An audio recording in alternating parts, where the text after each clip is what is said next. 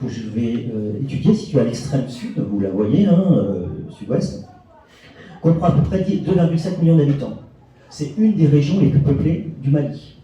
Elle compte 7 cercles administratifs, avec 147 communes. Elle compte en tout 2431 écoles primaires et 419 collèges. Ça vous montre un peu le poids démographique. Ousmane Saï écrit en 2009 « Reconstruire l'Afrique vers une nouvelle gouvernance fondée sur les dynamiques locales » que face aux carences de l'État, il faut une rétrocession volontaire et effective des pouvoirs et des moyens aux communes pour responsabiliser les populations. On est toujours dans le but d'inciter les populations à gérer la situation locale. Ousmane Saï écrit en 2000 qu'en réalité l'État ne se prive d'aucune fonction, car il n'existe pas la plupart d'entre elles, et même si c'était le cas, ce ne serait pas de façon efficace et efficiente. Efficiente, ça veut dire le maximum de résultats avec un minimum de ressources. La gestion publique au plus près des populations offre évidemment, selon Ousmane Saï, beaucoup d'avantages. On a une meilleure gestion des attentes, une possibilité de dialogue direct avec les populations, plus d'effectivité dans les réponses et un meilleur contrôle des citoyens sur les responsables publics. En 2000, des compétences dans le domaine de la santé. Alors, je vous ai mis un tableau, mais je vous le résume parce qu'évidemment il y a beaucoup de choses. Donc on a donné des compétences dans le domaine de la santé, c'est-à-dire surtout les infrastructures de santé, le recrutement de personnel, la prévention des maladies. On leur a donné aussi des compétences dans le domaine de la scolarisation, l'entretien des infrastructures scolaires, les cantines, ce qui est important, et les subventions aux écoles. Mais aussi dans l'hydraulique, tout ce qui est construction et entretien des infrastructures d'eau potable, qui sont évidemment très importants pour des populations rurales et agricoles. Au Mali, on pourrait dire que la décentralisation a été inachevée. Pour rapprocher la gestion des populations, il faut des ressources et des moyens. Mais en fait, ils n'ont ni ressources ni moyens, et parfois le système a pu échouer. En 1999, les 9000 nouveaux élus des municipalités n'avaient ni mairie, ni personnel, ni ressources au tout début, évidemment. Ça a évidemment changé. On a mis en place des intercommunalités, puisque les villages étaient trop petits, n'avaient pas les moyens, et tout ça, c'était surtout à la base d'initiatives locales, ce qui est plutôt positif. Elles sont occupées de l'aménagement du territoire, de la formation des élus, le problème de l'analphabétisme, de la sensibilisation au paiement de l'impôt, puisque évidemment les communes vivent grâce au paiement d'impôt local. Et puis il y a un gros problème, c'est l'absence de cadastre. Quand vous avez un cadastre, vous pouvez faire payer un impôt de manière claire. Quand vous n'en avez pas, c'est un vrai problème. Au lieu de parler de manière théorique, j'ai voulu dans cette partie, c'est un peu plus long que les autres, vous donner 2 exemples de communes. Une commune où la décentralisation s'est mal passée, et l'une au contraire où ça s'est bien passé. La première, c'est la région de Kolokani. Vous la voyez, c'est la flèche la plus à l'ouest ici. Elle est située à 120 km, cette commune est située à 120 km de Bamako. Et le maire de la petite commune de Siori-Bugu fait un bilan de la décentralisation en 2008. En fait, ils ont prévu des choses, et puis il y a des choses qui ont été réalisées, d'autres non réalisées, et d'autres choses ont été faites à moitié. Et prenons simplement ce qui a été réalisé, le bilan. Ils avaient prévu 3 magasins de stockage de grains, ce qui est important pour une population agricole évidemment. Ça n'a pas été réalisé. Ils ont prévu une fourrière pour l'élevage qui a été construite, mais ils n'ont pas eu le temps de faire des parcs de vaccination. Donc imaginez, vous prenez des animaux qui pourraient être malades, ou un animal qui pourrait être malade et qui pourrait contaminer l'ensemble. Donc inefficace, voilà. Sur les 7 puits programmés, 2 ont été réalisés, mais les pompes n'ont pas été réparées. C'est-à-dire qu'on a des puits avec des pompes qui ne fonctionnent pas. En clair, c'est inutilisable. 4 petits barrages villageois n'ont pas été réalisés. 4 moulins n'ont pas été réalisés alors qu'ils avaient été prévus. 12 classes avaient été prévues et devaient être construites, mais elles n'ont pas été construites, mais 9 maîtres ont été recrutés. Donc vous avez parfois les locaux qui n'existent pas, mais les professeurs qui sont présents. Et les projets n'ont pas été exécutés. Pourquoi? Faute de ressources, puisque l'État décentralise mais n'attribue aucune ressource. Voilà. En revanche, une ONG a fait des forages, a mis en place un centre d'éducation pour le développement, une banque de céréales et d'équipements pour les agriculteurs. Donc en clair, qu'est-ce qui fonctionne? Ce sont les ONG. Ça veut dire que l'ONG a plus d'impact que la commune et que l'État qui a décentralisé. Conséquence directe, on voulait un système où les gens soient proches des élus, et en fait on a le contraire, on a les populations qui disent mais en fait les élus sont incompétents. Alors c'est pas un problème d'incompétence, c'est un problème de moyens. Et on donne beaucoup de missions aux élus, mais ils ont du mal à les gérer. Les élus ne sont pas aidés. L'autre problème des élus, c'est que vous avez des gens qui sont élus, mais qui ne peuvent pas agir puisque vous avez le poids des chefferies traditionnelles. Donc il faut évidemment passer par elles. Et si on ne passe pas par elles, ben, ce n'est pas efficace. Donc il faut quand même aussi négocier avec elles. Voilà. De plus, quand vous êtes élu, ben, vous êtes souvent coopté par des grands propriétaires. Si vous ne passez pas par les grands propriétaires, vous ne pouvez pas être coopté. Alors quand vous êtes chargé du recouvrement de l'impôt local, ben, il y a une contradiction. Parce qu'en fait, si vous rendez efficace l'impôt local, ben, vous faites payer les riches. Voilà. C'est quelque chose auquel on ne pense pas, mais quand on prend des grandes idées, on se dit mais c'est super la décentralisation, on donne l'autonomie, c'est de la démocratie, ça fonctionne, ça ne pourra que fonctionner. Du point de vue international, du point de vue de nos critères occidentaux, peut-être. Mais lorsqu'on va dans la réalité traditionnelle, ça pose problème. Il faut savoir que en général, au niveau de l'impôt, seul 20 à 40% de l'impôt est récolté. C'est-à-dire qu'il y a à peu près 60 à 80% de l'impôt qui n'est pas récolté. Or, ici je parle de l'impôt local, pas l'impôt qui va à l'État. Je vous ai dit, pas de cadastre, évidemment, ça n'aide pas pour l'ensemble. De plus, l'État est incapable de fournir des compétences techniques aux élus. Ce n'est pas l'État qui va sensibiliser la population à payer l'impôt. Donc l'État perd toute crédibilité, ainsi que les nouveaux élus. En plus, on a créé des communes, mais trop de communes, c'est-à-dire qu'il y a trop de petits villages qui n'ont pas les moyens d'agir. De 2001 à 2012, au Mali, 168 milliards de francs CFA ont été attribués aux communes. Ça représente moins de 3% des ressources nationales. C'est-à-dire qu'on fait semblant de vouloir la décentralisation, mais en fait on ne l'applique pas, parce qu'on a peur de perdre le pouvoir, tout simplement. Mais, je vous ai dit, il ne faudrait pas avoir une vision uniquement négative, parce qu'il y a des communes qui, malgré tout, s'en sont bien sorties. Et je pense ici à la commune de Pelangana, qui pourrait être un modèle pour de nombreuses communes, même des communes de France, parce que c'est assez incroyable ce qu'ils ont réussi à faire. La commune de Pelangana est située dans la région de Ségou. Elle est composée de 27 villages. 18 000 habitants vivent au chef-lieu, à peu près 56 000 dans les villages aux alentours. De 2009 à 2015, la commune a réussi à augmenter ses ressources financières propres de 1000%, avec des taux de recouvrement des impôts locaux atteignant les 80 à 90%. Comment ils y sont parvenus? Ils ont commencé à recenser la population, à recenser les entreprises. Elle a donné des incitations financières pour les agents des impôts et pour la gendarmerie. C'est du donnant-donnant, c'est du positif pour tout le monde. Elle a fait des rencontres trimestrielles avec toutes les institutions chargées de prélever l'impôt pour faire un bilan de ce qui fonctionnait et ce qui ne fonctionnait pas. Elle a créé un nouveau marché à Bestiaux, et sur ce marché à Bestiaux, elle a tout de suite construit des boutiques qu'elle louait, évidemment. Vous avez eu la construction d'une gare routière, donc ça amène aussi d'autres personnes. Avec ses ressources, elle a recruté 23 agents municipaux, et l'état civil, qui consiste uniquement à noter des choses, elle a recruté 25 bénévoles pour le faire. Donc ça évite de prendre du personnel pour des choses qui seraient moins intéressantes, ou de garder du personnel technique uniquement pour des grandes compétences. Elle a créé tout un système d'archivage, ce qui a permis de résoudre beaucoup de conflits liés au territoire. Voilà. Et tous les 31 décembre, cette commune voit apparaître une sorte de tradition qui semble intéressante. Le maire va devant ses administrés et fait le bilan de ce qu'il a fait, et répond au dialogue aux populations, avec la présence des autres. Donc vous voyez, parfois lorsqu'on est en situation difficile, voilà, on comprend que certains n'y arrivent pas, mais quand certains y arrivent, c'est quand même intéressant à savoir.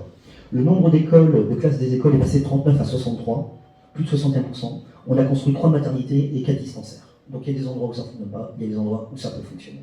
Voilà.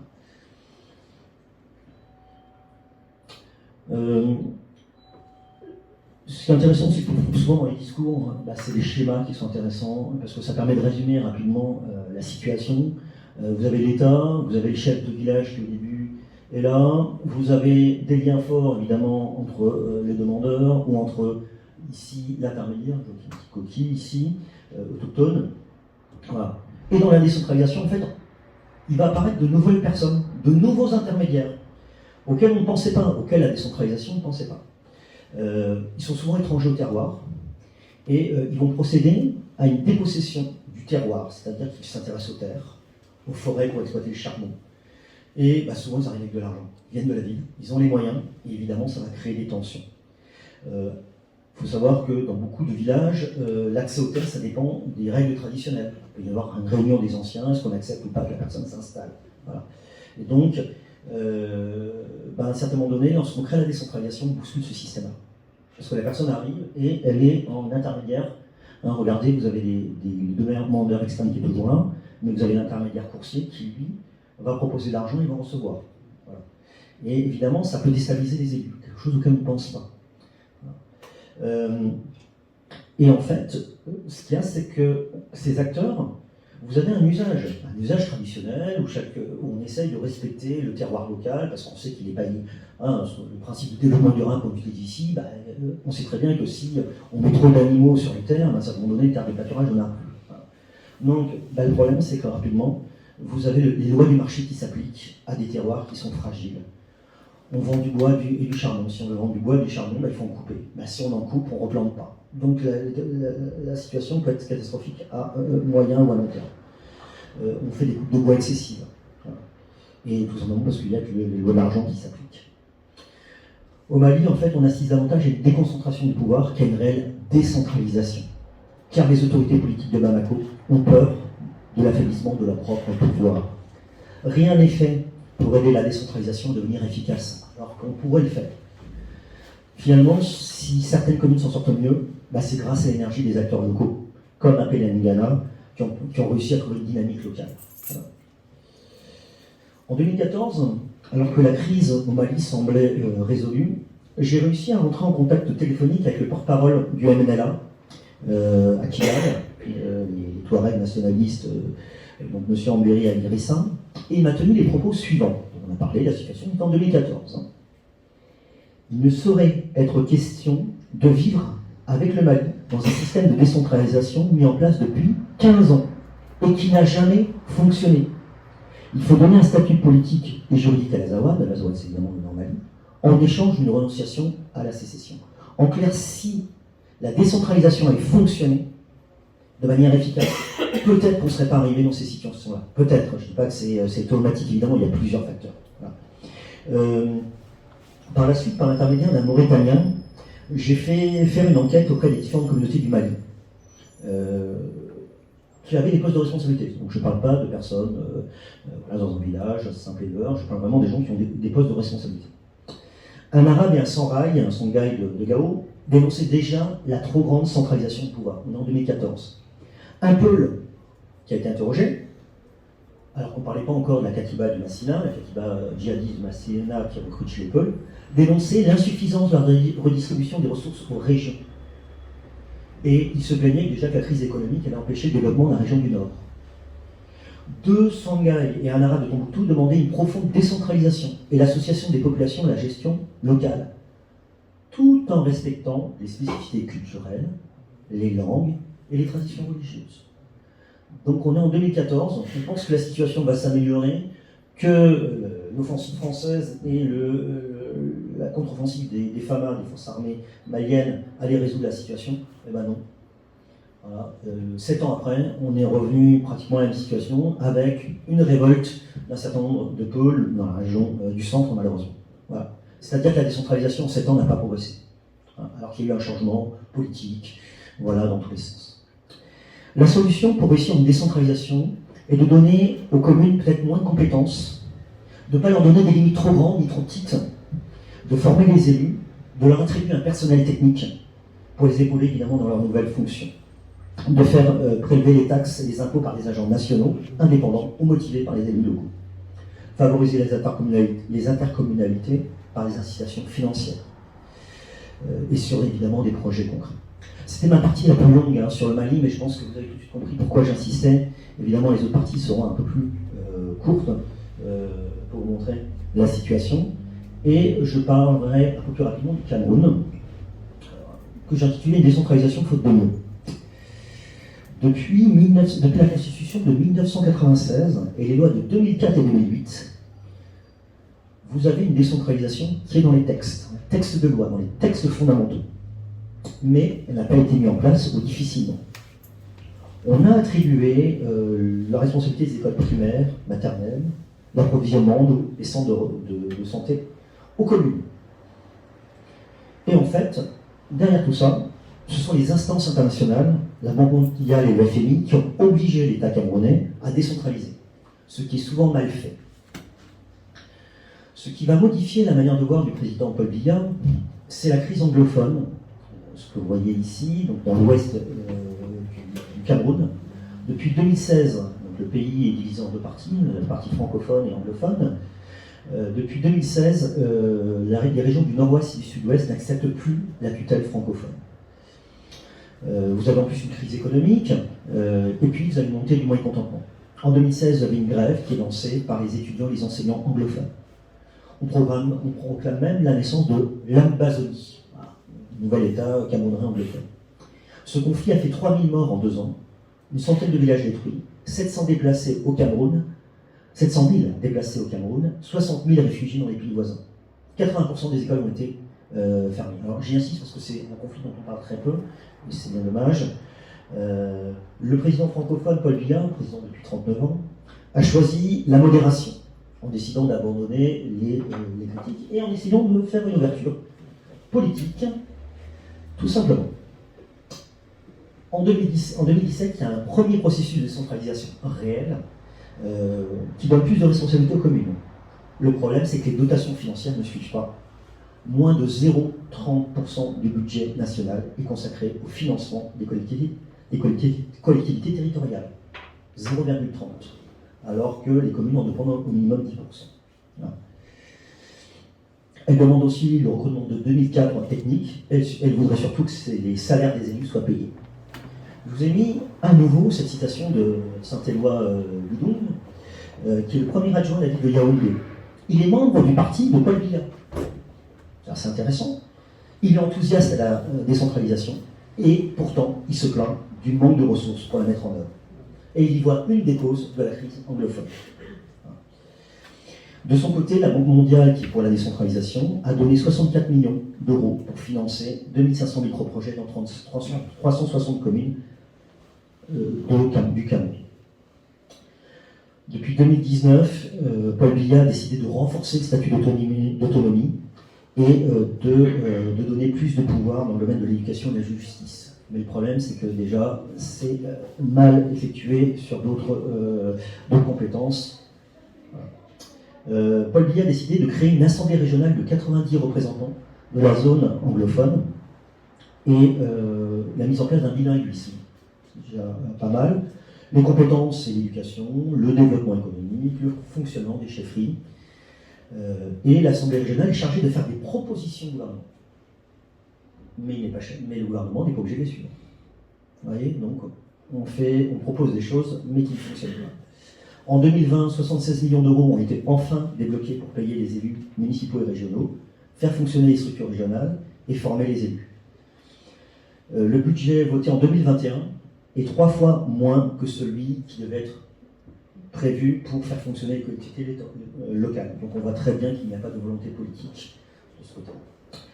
Voilà. L'objectif des concessions politiques, c'est d'éviter de tomber soit dans le fédéralisme, soit dans l'indépendantisme. Voilà. Et c'est peut-être toute la raison d'être de cette fausse autonomie, ou cette autonomie faute de nous.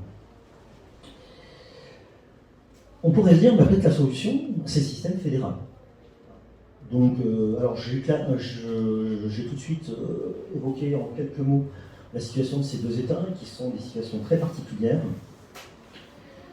L'objectif quand même d'une fédération, c'est de faire cohabiter des peuples qui s'entendent pas volontairement pour des raisons historiques, géographiques, culturelles, et d'arriver à un fonctionnement politique à la fois interne et externe. La Libye, c'est pas du tout ça. La Libye, c'est qu'il n'y a jamais eu d'entente à la suite de la chute de Kadhafi entre la région de l'Ouest, la Tripolitaine, et la région de l'Est, la Cyrénaïque. Et comme on n'arrive pas à trouver consensus politique, comme on n'arrive pas à s'emparer du pouvoir par la force, et bon, on partage le territoire et les ressources. Voilà. Et finalement, c'est l'épuisement d'un des adversaires, ici c'est l'échec de l'offensive du général Haftar, et l'ingérence de pays étrangers, ici surtout la Russie et la Turquie, qui contribuent à un certain moment donné à vouloir créer un nouveau gouvernement et essayer de trouver une nouvelle constitution. Donc c'est une fédération voilà, qui n'est voulue par personne, puisqu'en fait tout le monde voulait unifier le pays. En République démocratique du Congo, en 2006, vous avez eu auparavant une guerre civile qui en fait a donné beaucoup d'autonomie aux acteurs locaux. Vous avez un énorme pays, une capitale Kinshasa qui est totalement excentrée. Vous avez 2 millions de kilomètres carrés, 62 millions d'habitants sur un énorme territoire. Alors la RDC se veut un État unitaire, fortement centralisé, avec 26 régions autonomes. En réalité, les régions font à peu près ce qu'elles veulent, et même les compétences font des doublons entre l'État central et les régions. Voilà. Donc ici, c'est parallèlement des fédérations.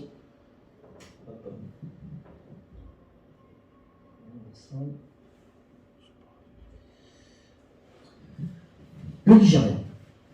Le Nigeria, c'est une confédération de 36 États. Le président élu gère le pays, un peu comme les États-Unis, avec deux chambres, une chambre des représentants et une chambre des sénateurs. Le président est le chef de l'État et le chef des armées. Ça tombe bien parce que c'est souvent un militaire. Il nomme les ministres et les deux chambres votent les lois et le budget. Mais ces deux chambres n'ont jamais représenté un contre-pouvoir, hein, comme on peut le voir. Et en fait, chaque État fonctionne lui-même comme un propre État fédéral.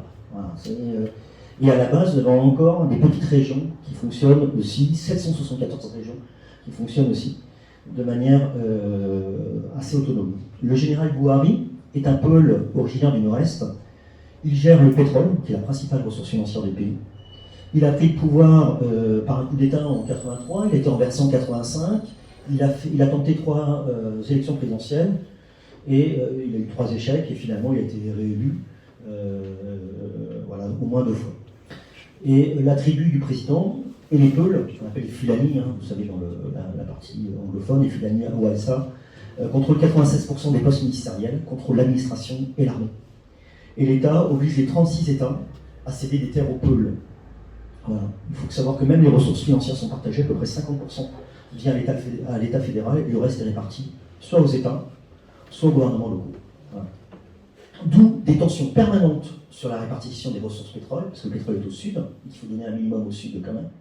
Les problèmes de corruption, les problèmes d'incompétence du gouvernement, les problèmes d'insécurité, et puis évidemment les massacres organisés, soit par des populations peules, soit par des groupes djihadistes. Le plus sinistrement célèbre, c'est malheureusement Boko Haram, qui déstabilise aussi la région, toute la région. Voilà. Donc, c'est un pays qui fonctionne très difficilement sur le consensus, mais on s'aperçoit que ce n'est pas un modèle notamment à suivre. Le Soudan. Le Soudan prend son indépendance en 1956. Il y a des promesses d'autonomie tout de suite à l'égard des populations du Sud. On sait qu'elles sont un peu différentes. Voilà. Il y a des ethnies. Alors souvent on dit oui, les musulmans au nord, les chrétiens au sud. En fait, c'est plus compliqué que ça, puisque il y a aussi des musulmans au sud. Voilà. Mais bon, c'est aussi une manière d'essayer de mobiliser l'Occident. Voilà. Le gouvernement de Khartoum refuse de revenir sur les promesses d'autonomie.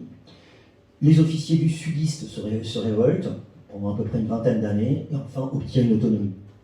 Mais en 83, coup d'État, extension de la loi islamique au sud et retour de la guérilla de John Garang, que vous voyez apparaître ici. Et grâce au soutien des États-Unis, un cessez-le-feu est obtenu et un gouvernement autonome est mis en place. Donc on se dit, ça y est, c'est gagné, le nord d'un côté, le sud de l'autre. Donc, et dans le sud, on va mettre un système aussi un peu fédéral. Le problème, c'est que ça ne fonctionne pas. Lorsqu'on proclame en janvier 2011 la République du Soudan du Sud, 11 millions d'habitants, il y a évidemment un nouvel État qui est créé. L'État du Sud comprend 28 États, un peu comme l'autre, le précédent.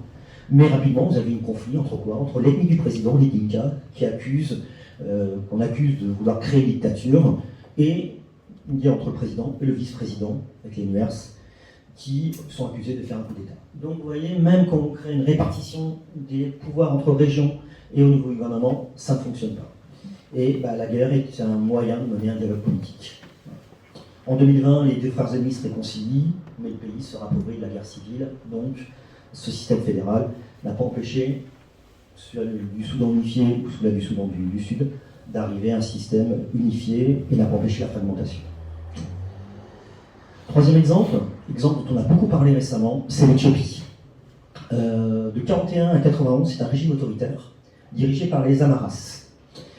Au début, ce sont des empereurs. Et puis ensuite, vous avez un coup d'État marxiste et vous avez un régime militaire marxiste. Mais en fait, on est toujours dans un système centralisé. Voilà. Malgré la différence entre l'Empire et le régime militaire marxiste. Ils ont toujours centralisé le pouvoir. Ils ont toujours concentré le pouvoir aux mains des Amaras, qui représentent 30% de la population.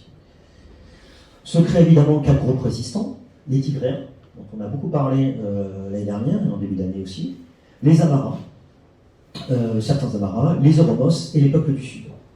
Ils arrivent au pouvoir en 91 et ils mettent en place en 95 un État fédéral en Éthiopie. L'Éthiopie, c'est 77 millions d'habitants, 67 nationalités. Voilà. On fait un fédéralisme ethnique, une large autonomie aux gouvernements locaux.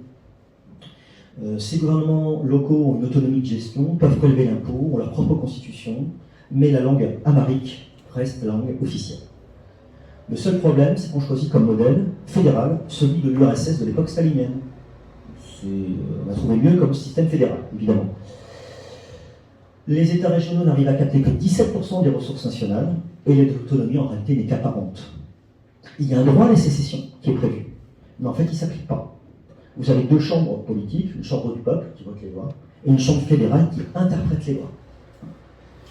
Le Premier ministre est tigréen au début, de 1995 à 2012, mais en réalité, dans ce système, vous avez les Tigréens qui ont pris le contrôle de l'armée, de la police, des renseignements, de l'administration, alors qu'ils ne représentent pas le groupe le plus important.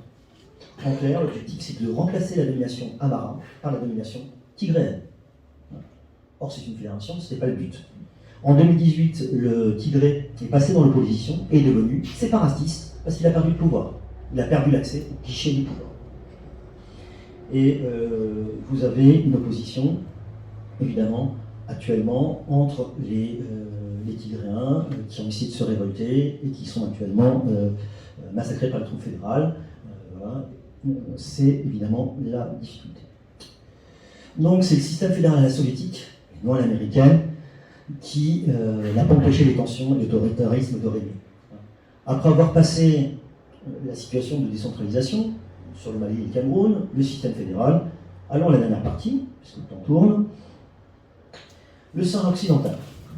Le Sahara occidental, ça pourrait représenter un modèle de sortie de crise face aux sécessions, face aux guerres civiles. Rapidement, en 1973, des Sahraouis, en réalité surtout les 2 clans Réguibat et les Ouled Delim, qui sont des populations d'éleveurs, vont créer le Front Polisario pour obtenir l'indépendance du Sahara contre l'Espagne, puis contre le Maroc et la Mauritanie. En 1976, le Front Polisario a créé la République arabe sahraouie démocratique, qui est soutenue à la fois par l'Algérie et la Libye. Rappelons-nous que nous sommes dans une période de guerre froide. Maroc plutôt pro-occidental, Libye et Algérie, évidemment pro-soviétique. Donc il y a aussi ce côté géopolitique qu'il ne faut pas oublier. En 1979, la Mauritanie renonce à sa souveraineté et le Maroc récupère cette partie. Le Front Polisario va multiplier les attaques, les harcèlements au Sahara occidental, avant qu'un cessez-le-feu soit signé en 1991. Et vous avez une sorte de MINURSO, donc une troupe des Nations Unies qui est déployée pour contrôler le cessez-le-feu. Face au harcèlement du Front Polisario, le Maroc crée une sorte de mur de défense, évidemment, pour sécuriser la situation. Pour mettre fin au conflit et mieux intégrer politiquement les populations sahraouies, dont plusieurs clans participent depuis 1973 au gouvernement local, ou sont ralliés au Maroc, et après avoir vu l'impasse de la lutte armée, le royaume du Maroc va proposer la solution de l'autonomisme. Alors, cette solution est la suivante. Le royaume du Maroc conserve en fait les attributs de la souveraineté, qui sont tout simplement la monnaie, Les compétences constitutionnelles et religieuses du roi, évidemment, c'est une monarchie. La défense, évidemment, c'est l'armée. Et les relations extérieures, puisque ce sont les attributs essentiels de la souveraineté. Mais elle va lui donner des compétences. Alors, quelles compétences? L'administration, la police, la justice locale, l'économie, tout le côté social et culturel, les infrastructures, le budget, la fiscalité. Oui, je vous rappelle que si vous ne mettez pas le budget et la fiscalité, on peut très bien donner toutes les compétences possibles, ça ne fonctionnera pas. C'est tout l'intérêt des parties précédentes.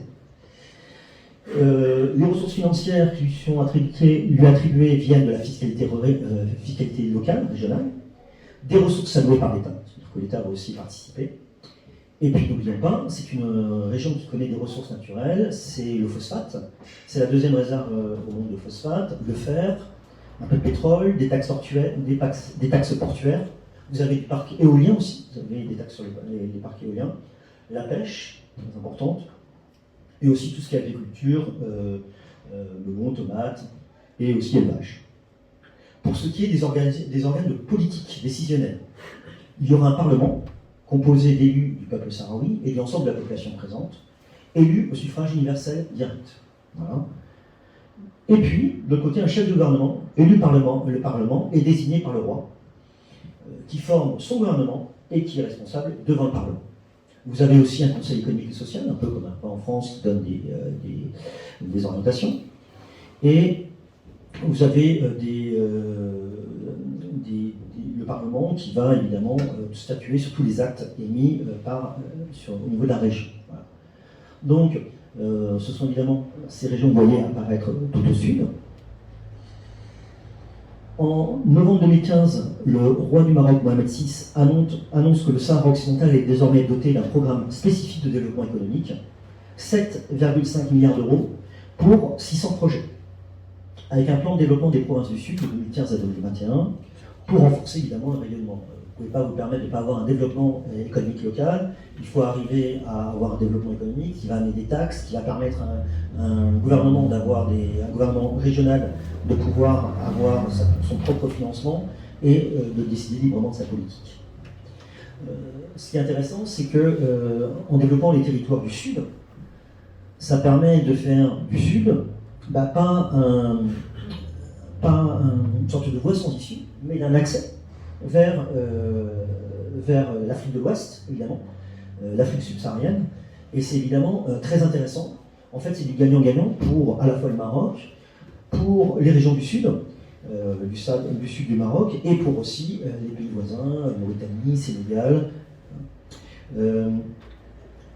L'objectif donc, c'est de moderniser aussi avec ses moyens financiers le secteur du phosphate, les pêches, l'agriculture.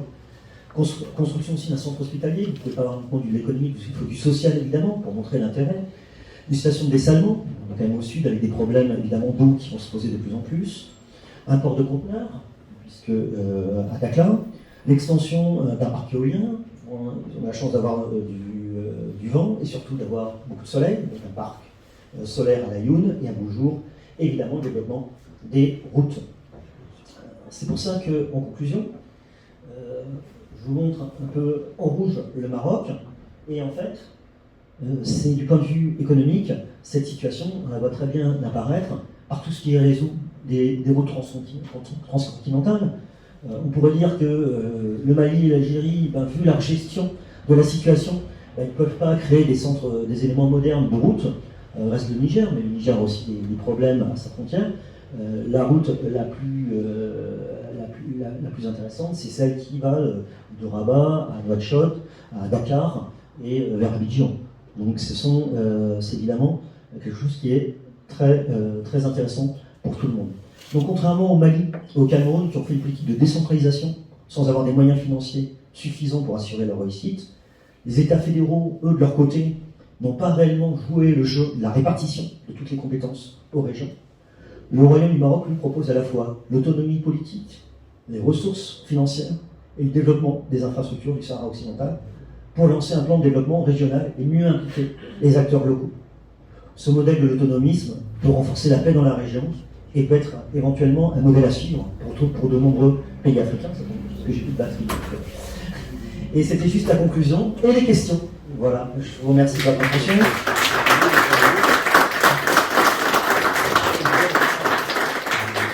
Alors, je ne prétends pas tout connaître de l'Afrique, loin de là. Et en fait, c'est moins des questions que ça peut être des réflexions, voire d'autres appréciations de la situation, puisque il y a des personnes qui connaissent très bien, du point de vue local, l'application de la décentralisation. Hein. Voilà. Donc, je laisse la parole à Arnaud. Le plus difficile, c'est de prendre en premier la parole, voilà, sur ce sujet de l'autonomisme, voilà, comme solution. D'abord, merci, docteur, pour votre présentation. Je voudrais revenir sur un point que vous aviez évoqué en début de votre intervention, notamment sur l'idée de concurrence entre les différents acteurs de la décentralisation. Si je ne me trompe pas, il semble que c'est plutôt, que vous l'aviez évoqué, sur un aspect plutôt négatif, peut-être que ce n'est pas le cas. Mais en revanche, quand on voit par exemple l'exemple que vous avez cité sur la commune de Pelengana au Mali, qui fait justement office d'exemple, notamment en matière de collection des impôts, est-ce que la concurrence finalement entre les différents acteurs de la décentralisation ne pourrait-elle pas aussi permettre la mise en valeur de bonnes pratiques qui, elles, pourraient ensuite faire foi pour être généralisées aux autres acteurs? Oui, c'est vrai que j'ai parlé de concurrence. En clair, est-ce que ça peut être une concurrence ou plutôt une complémentarité, vous voulez dire, des différents acteurs pour... Alors c'est vrai que ça peut créer une émulation. Le problème, c'est qu'il faut que ce soit su, c'est toute la difficulté. Et c'est vrai qu'on voit souvent ce qui ne va pas, et je pense que ça peut être un très beau modèle. Tout le problème, c'est est-ce qu'ils ont les compétences, est-ce qu'ils ont la volonté ensuite de répandre ce système-là, puisqu'on peut imaginer que c'est un énorme travail déjà de développement local et d'implication, d'aller en plus face aux élus, c'est pas quelque chose qui est que les élus aillent face à la population, aux administrés, c'est pas évident. Donc c'est vrai que peut-être ce serait peut-être le rôle des ONG parfois, ou de la Banque mondiale peut-être, ou d'autres de montrer ben voilà, ce qui marche, ce qui fonctionne, une sorte de retour sur expérience qu'on peut trouver parfois. C'est vrai que ça pourrait être des exemples qui pourraient être mis en valeur. Est-ce que les acteurs locaux ont les moyens pour le diffuser partout? Peut-être pas. C'est toute la difficulté, mais c'est vrai que ce serait quelque chose à mettre en valeur, que le Mali devrait mettre en valeur, ou que parce qu'il y a toujours un ministre chargé des collectivités territoriales, hein, qui serait chargé de le faire. C'est vrai. Mais s'il ne le fait pas, il y a peut-être aussi une raison. Voilà. Mais alors qu'en fait, à long terme, ce ne peut être que gagnant, à la fois pour le pays, pour la stabilité du pays, et voilà. Même si il ne faut pas se dire que l'autonomisme est la solution. C'est une des solutions. Il y a d'autres problèmes qui se posent. Je voulais juste faire un complément par rapport à ce que vous venez de dire. La population de cette région, c'est une population migrante. Ils sont beaucoup à l'étranger. Donc, c'est des ONG qui rapatrient beaucoup d'argent. Donc, je disais que cette zone, c'est une zone qui est composée de personnes qui voyagent beaucoup. Et ce sont des ressortissants qui sont plus même à Paris. D'accord, si vous voyez cette zone-là, elle est assez développée. Parce qu'ils sont organisés en ONG, ils font des rapatriements de fonds et ils influencent, comme le docteur l'a très bien dit, les élections au niveau local. Ce sont des personnes qu'eux-mêmes ils cooptent et qui mettent. Des fois même, c'est des gens qui prennent leur retraite ici, des binationaux qui rentrent, qui font le travail au niveau de ces collectivités. Voilà. Merci beaucoup, hein, parce que c'est vrai que c'est l'intérêt, c'est l'échange, hein, d'accord, parce que c'est vrai que c'est le plus intéressant, c'est les connaissances. Voilà. Je pense qu'il doit y avoir d'autres questions ou d'autres. Moi, je vais. Ça m'existe.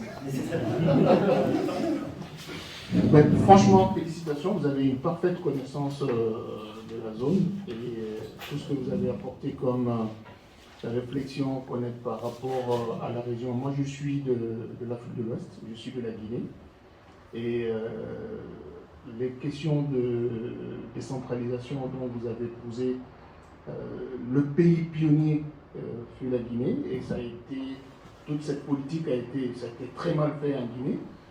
Mais je voulais juste revenir sur la question des ethnies dont vous avez parlé, les conflits ethniques. Effectivement, au niveau, effectivement, au niveau de ces zones, des zones ouest-africaines, particulièrement la Guinée, le Mali, c'est là où on a des problèmes ethnique très fort entre Peul, déjà dans la région des Peuls où on ne s'entend pas, il y a des castes. Aussi entre Peul et les autres ethnies. Ça se fait que le problème, les Peuls sont des nomades et des éleveurs, les autres sont plutôt sédentaires. On ne prend pas en considération tous ces facteurs pour proposer des modèles de décentralisation. On veut tout de suite calquer le tout de l'Occident. Ça fait que ça ne marche pas. Donc c'est pour cela que je voulais vraiment insister sur la prise en charge des réalités au niveau local. Il y a des modèles qui marchent. Les modèles qui marchent, c'est pas... Des fois, vous allez voir une collectivité où vous avez pas plus de 100 personnes qui y habitent, mais c'est une collectivité qui a plus de ressources parce que les ressortissants font le rapatriement. Ça m'a fait sourire tout à l'heure quand vous avez parlé des écoles. Il y a des endroits où on construit des écoles, il n'y a pas de professeurs. Et qu'est-ce qui se passe? Ce sont les ressortissants. Moi, par exemple, l'association de ma région, on cotise pour payer les professeurs de l'élémentaire pour qu'ils y restent. Donc, vous avez raison que c'est les populations qui font plus marcher leur collectivité que les États. Les États ont peur de donner autant de pouvoir au niveau local. L'exemple du Mali, il est frappant. Pas plus tard, avant-hier, on a vu le coup de fer parce qu'au niveau central, ils ont peur.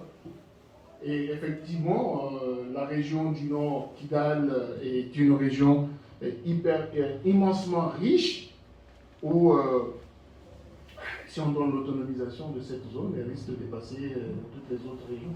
Parce qu'en plus aussi, la population du Nord, c'est une population plus ou moins éduquée et qui ont des réseaux à l'extérieur avec la Libye, les ramifications, la Mauritanie.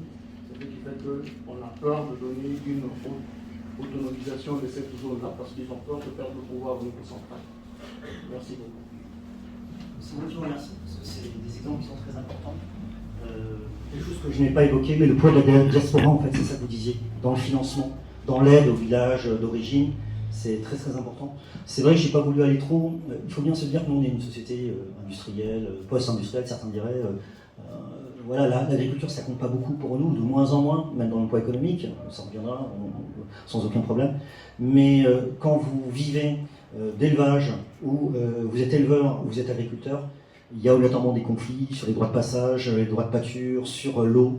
Le fleuve du Niger qui ne suit pas, le cours, c'est pas le Rhin, hein, c'est le Rhin il y a 300 ou 400 ans avant qu'il y ait l'ensemble, ça veut dire qu'à un moment donné, il y avait ces bras qui partaient, qui revenaient, et vous avez des agriculteurs qui en profitent pour s'installer, et vous avez donc des conflits d'usage qui sont très très importants. Et quand vous mettez conflit d'usage éleveur, vous mettez Peul dessus, vous mettez Touareg, vous mettez des régions périphériques, parce que un peu tous ces peuples-là, ce sont des peuples qui ont des cousins un peu partout, d'accord, de Guinée jusqu'à Centrafrique, vous avez des Peuls. D'accord, passé par le Niger. Les Touaregs, c'est pareil. Les Touaregs, c'est le Niger, c'est l'Algérie, c'est la Mauritanie. Voilà. Donc c'est vraiment, ça casse la représentation à la fois de l'État et des frontières. Et c'est vrai qu'en donnant plus d'autonomie, on perd du pouvoir. Voilà, mais c'est une chance pour la paix. Et à un moment donné, faire confiance, tout en contrôlant aussi, parce qu'il peut y avoir aussi le problème de la corruption. Hein. Donc c'est pas parce que vous donnez de l'argent que l'argent va être bien utilisé. Voilà.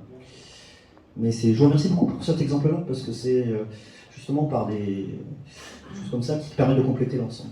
Y a-t-il d'autres réflexions, d'autres questions? Oui, monsieur. Je vous passe le micro, parce que c'est plus simple pour nous entendre.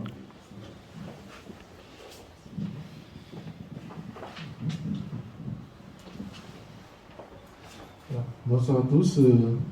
Je vous remercie également pour cette très très belle présentation. J'essaierai peut-être de revenir sur le cas du Cameroun, du Nigeria, et peut-être de manière globale sur l'ensemble des pays même d'ailleurs, parce que le constat qui est assez frappant sur l'ensemble des pays que vous avez cités, même des pays que vous n'avez pas cités, qui ont rencontré les mêmes difficultés, c'est qu'à la base, nous avons un système que moi j'appellerais gaulliste, parce que les administrations africaines, surtout francophones, et vous remarquerez que la majorité des pays que vous avez cités sont des pays francophones. La majorité de ces pays ont un système gaulliste de l'époque du général de Gaulle, qui, de mémoire, avait une politique centralisée du pouvoir. Et dès qu'on a fait ce premier constat, on a un second constat qui est lié au coup d'État, qui fait que la majorité des pays encore que vous avez cités sont les pays qui ont le plus cumulé des coups d'État. Je retire un petit peu le Cameroun, mais les autres ont plus cumulé les coups d'État, et là je retire le Maroc aussi, voilà. Ont cumulé beaucoup de coups d'État, pas du fait que c'était forcément la population qui le voulait, mais parce que ça venait encore d'un système gaulliste qui était que quand Paris ne veut pas un dirigeant, et ben c'était pas par les élections, c'était par un coup d'État. Donc il y a déjà d'abord ce premier fait qu'on pose sur la table, et ensuite maintenant on arrive dans les années 90 où on arrive à une transposition occidentale qui veut qu'on doit passer par des élections, on impose tout de suite un système démocratique à la majorité des pays, sous pression de si vous n'êtes pas démocrate, si vous ne rentrez pas dans le système démocratique, ben, il n'y a plus de financement, il n'y a plus d'aide au développement. Donc, cette transposition nous a envoyé un système qui était de façade. Et là, j'entre maintenant au Cameroun, où on a une politique de façade, on a une démocratie de façade, on a une décentralisation de façade, tout simplement parce qu'il faut faire plaisir, il faut démontrer, enfin, avec des preuves plus ou moins palpables, aux bailleurs de fonds que nous suivons les... Voilà. Maintenant, nous ne sommes plus au niveau des États, nous sommes maintenant au niveau de ces bailleurs de fonds internationaux, qui sont notamment le FMI, qui, vous avez utilisé le mot à plusieurs fois, qui impose. Malheureusement, docteur, vous comprendrez que même si le FMI imposait autant de sanctions qu'il voulait à ces différentes populations, et que même si les États actuels réussissaient à dégager une partie de leur pouvoir pour donner aux nouveaux élus des territoires décentralisés, il reste un problème de fond, c'est la formation de ces élus. Donc, j'ai fait tout ce cheminement pour essayer de vous faire comprendre à la fin qu'il faudrait maintenant que le FMI, puisque c'est elle qui a le porte-monnaie, que le monde est de plus en plus capitaliste, il faudrait maintenant qu'on mette plus l'accent sur la formation des élus. Ça, c'est un premier fait, je vais m'arrêter là. Je vais prendre maintenant un petit peu, et là, c'est la question que moi, je vais vous poser, c'est le cas du Nigeria. Le cas du Nigeria est un système fédéraliste que nombre de pays africains ont souvent pris pour exemple, mais seulement il y a un problème au nord du Nigeria, un problème que j'ai d'ailleurs vécu personnellement, la situation de Boko Haram depuis 2008, 2009, 2010. Est-ce que Boko Haram n'a pas appuyé sa puissance sur les failles du système fédéraliste nigérian? Quand vous avez pu citer tout à l'heure les différentes forces, enfin les différentes prérogatives de l'État central et tout le pouvoir qui a été donné maintenant aux différentes localités, le terrorisme, ce n'est pas une question qui peut s'éclater avec les moyens d'une localité, à mon sens. Du coup, c'était ça la question que je voulais vous poser. Peut-être que je reviendrai après pour une autre dernière question. Merci.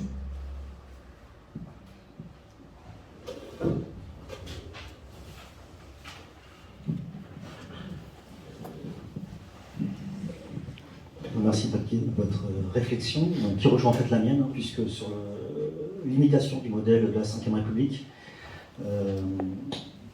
en fait c'est la doctrine de La Baule de François Mitterrand qui a imposé la démocratisation dans les pays, et vous avez entièrement raison, une démocratie de façade, qui a été dénoncée par des hauts fonctionnaires du ministre des Affaires étrangères, qui disaient, bah oui, IBK, très bien, il a été élu, mais en fait, ça ne fonctionne pas, ça ne marche pas. Et voilà, donc on a les apparences de la démocratie, mais ce n'est pas la démocratie, et la preuve, ça tombe à chaque fois.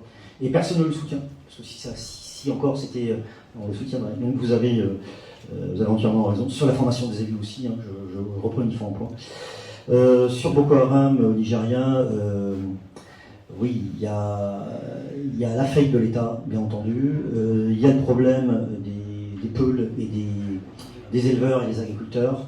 Il y a le problème de l'incapacité des gouvernements locaux à lutter contre une force comme ça, puisque comme vous disiez vous-même, il n'y a pas d'attributs policiers et militaires assez importants.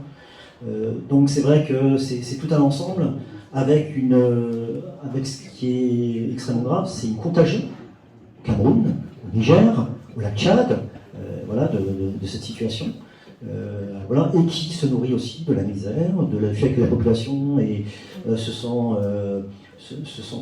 délaissée, et le fait que parmi les cibles de Boko Haram, c'est l'occidentalisation et entre guillemets l'école. Et en s'attaquant à l'école, vous cassez aussi, vous permettez d'avoir des gens qui n'ont pas les moyens d'être éduqués, de comprendre les doctrines qu'on leur impose. Et ça, c'est évidemment très difficile. Donc c'est vrai que c'est un gros problème. Et manifestement, le Nigeria, malgré sa puissance économique, financière, n'arrive pas à s'en sortir. Alors certains disent ensuite, mais est-ce que l'État veut réellement résoudre le problème? Voilà, on arrive ensuite dans le fonctionnement et dans la corruption aussi d'un certain nombre de personnes du point de vue local. Donc un problème difficile avec pas de réponse simple et beaucoup d'éléments qu'on peut retrouver dans d'autres pays malheureusement. Je suis désolé de ne pas vous donner une réponse claire, mais c'est vrai que le système de fonctionnement fédéral n'aide pas à résoudre ce problème. Oui, bonjour à tous. Ma question rejoint un peu ce qu'il a dit, mon cher ami Gabriel. Vous pensez que si le Nigeria n'était pas un État fédéral et s'il avait un État qui était centralisé et donc un budget pour la sécurité, il aurait pu faire face à Boko Haram ou pas?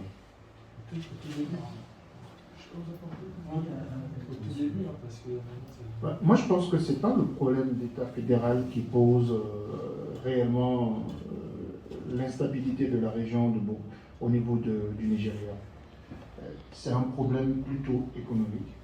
C'est la rente financière par rapport au pétrole, plus les conflits au niveau ethnique, les peuples dont il a parlé, le docteur.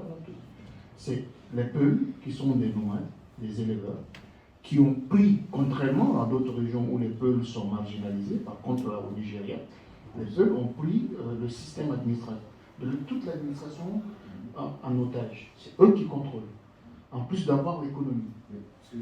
Donc ça veut dire que le système fédéral, à mon avis, sa mise en place telle qu'elle est définie par notre intervenant, c'est pas celui-là qui pose problème. Le problème il est plutôt au niveau de l'économique, la gestion Peut-être qu'il voulait dire, c'est la capacité de l'État à pouvoir intervenir rapidement, parce que le Nigeria, l'État n'est pas uni, ne peut pas intervenir.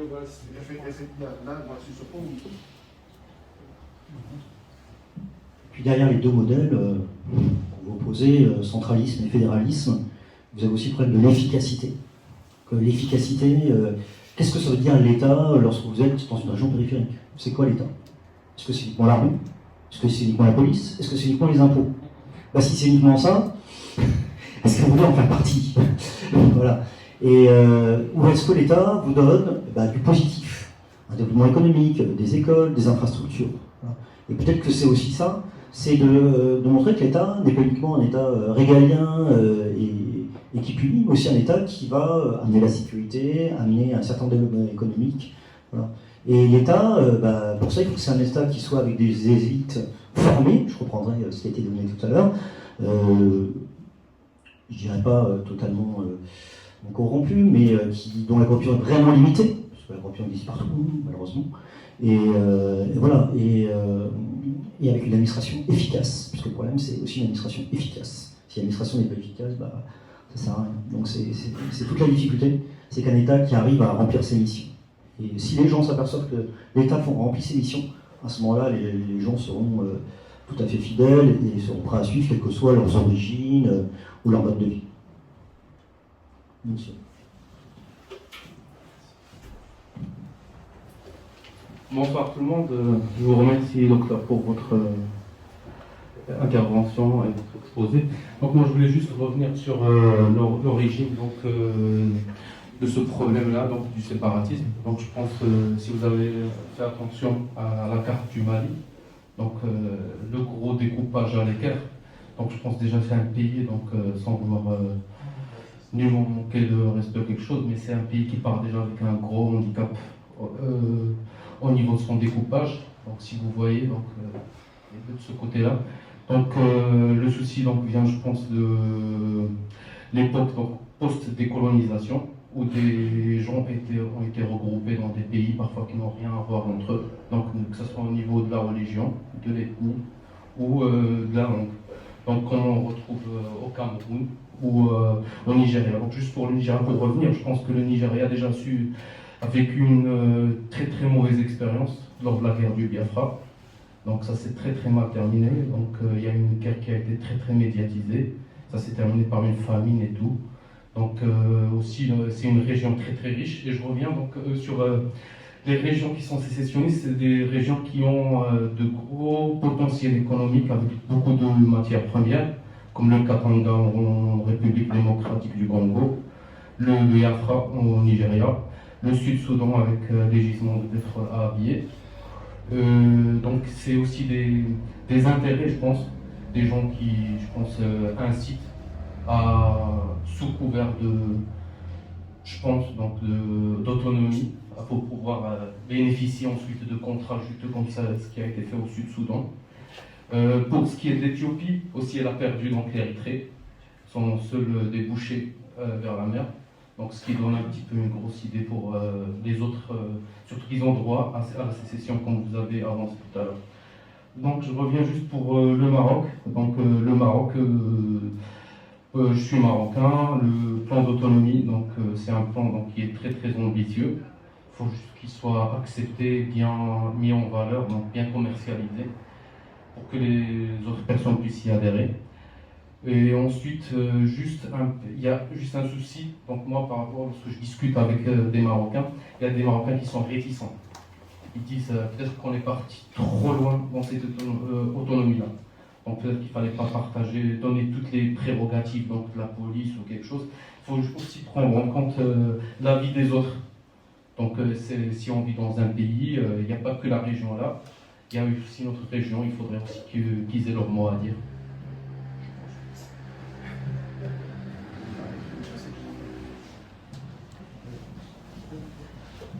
Je demande d'intervenir sur le Maroc, le Sahara occidental. Je suis invité. Et la moindre politesse, c'est pas de. C'est de laisser au moins monsieur Je ne Consul. vais pas répondre. Ah, Je vais juste dire une chose. Voilà. J'allais justement intervenir pour vous dire qu'on est dans une discussion académique objective. N'hésitez pas à poser des questions sur le Maroc, même si vous êtes au consulat. Ne sentez pas vraiment d'embarrassement, s'il vous plaît. Hein, il n'y a pas de problème. On est confiant dans ce qu'on a proposé. Oui, alors certains pourraient se dire oui, mais alors on donne des prérogatives à certains et pourquoi pas à d'autres régions pourront en avoir. Tout le problème de l'égalité, en fait, c'est ça qui est derrière. En fait, vous posez des questions qui sont fondamentales. Le problème des frontières. Je dis, bah voilà, regardez le Mali, je reprends sur le Mali, je ne lis pas la question, ne vous inquiétez pas. Oui, mais à un certain moment donné, il faut voir le dessin du Sahara. Le Sahara, c'est comme un grand océan, des mers, puis d'un seul coup, on met des bornes. Voilà. Alors si on suit toutes les ethnies, si on fait une Afrique qui suit toutes les ethnies, mais vous avez plus 53 États. Hein. C'était un projet. Donc, parce que si on suit les bornes, les limites ethniques, mais ça va être. Alors c'est vrai que parfois on reproche la colonisation, et pourquoi pas, hein, je veux dire, la question elle fait partie des débats, vous avez raison. Pourquoi on a tracé nos cordons comme ça, voilà. Bah, je tiens à vous dire qu'en fait, à la période coloniale, le Sahara n'a jamais fait partie de l'Algérie, c'était une région autonome. Ensuite, deuxième élément, lorsqu'on a créé le Mali, bah, les Touaregs, ils ont dit, mais nous, on ne voudrait pas être avec les gens de Bamako, on ne voudrait pas être avec les Bambara. Voilà, parce que dans notre histoire, on n'était jamais ensemble, on était plutôt unis, voilà. Ok. Donc, le seul problème, c'est que lorsque les Français ont proposé la scolarisation, eux ont tout de suite dit, bah non, nous sommes un peuple de guerriers, nos enfants nomades, s'ils vont à l'école, quand ils vont revenir, moi je comprends tout à fait la logique. Quand ils vont revenir, ils vont dire on ne pourra pas vivre sous une tente, on ne va pas s'occuper, on ne va pas avoir du bois de Villette Chanel, on ne va pas faire les. Donc, ils ne voulaient pas que leurs enfants soient déculturés, parce qu'on revient toujours à leur tradition. C'est un problème fondamental de toute société actuellement, hein, je veux dire. Donc ils ont dit non. Alors qu'est-ce qu'ils ont fait? Parce que les Français leur imposaient. Ben, ils ont dit, parce qu'ils avaient des esclaves, des soumis, etc. Ben, on va amener le domestique. Et le domestique, c'est souvent un Bambara. Et donc le Bambara a été éduqué. Et quand il a fallu former une élite, ben, les Peuls ou les Touaregs, ben, ils n'étaient pas. Donc on a pris des gens qui étaient formés. Et quand je dis les gens formés, c'est que les gens qui étaient alphabétisés, ils n'avaient pas 36 000. Donc moi j'aime bien l'ouvrage d'Alpa Taïba, qui explique très bien ça, qui montre bien comment les ethnies arrivaient à travailler ensemble, étaient complémentaires, et comment en fait à un moment donné la scolarisation, lui on lui a dit que c'était lui. Il était peut-être pas obligatoirement, il était bien avec ses amis, et ça a été difficile. Parce que on est sorti de sa famille, très bien, on est avec des gens qui ne comprennent pas les coutumes, les traditions, etc. Et voilà. Mais à un certain moment donné, il a été scolarisé, ce qui était au début vu, pas besoin comme positif, évidemment, est devenu ensuite quelque chose de très bien. Vous voyez, c'est pour ça qu'il faut se remettre dans le contexte de l'époque. Et à ce moment donné, les Touaregs de Kidal, j'ai lu dans les archives, ils ont fait le tour de tous les Touaregs. Mais le problème, c'est qu'on disait, si on forme notre propre État, qu'est-ce qui va être le chef? Kidal, nous on ne veut pas que ce soit Kidal. Donc on revient après au conflit de prééminence, qui sont très importants. Voilà, donc c'est vrai que faire des frontières, aucune frontière n'est parfaite. On a tracé au cordeau, on a mis ensemble un Cameroun qui était allemand, qui est devenu anglophone et qui est devenu ensuite francophone. Voilà, c'est lié à la Première Guerre mondiale, faut en parler. Voilà, les populations ne leur ont rien demandé. Mais bon, il faut faire avec. Et c'est vrai que c'est difficile ensuite à gérer. Donc ça c'est le problème. Ensuite, le problème de l'égalité, si jamais on s'aperçoit que c'est un modèle de développement, il n'y a pas de raison que ce modèle-là ne suffise pas, ne soit pas réputé dans d'autres régions. Voilà. Après, comme vous dites, il n'y a pas de perspective. On peut espérer que ça aille vers le mieux, que ça aille vers la paix, que ce soit une solution de paix.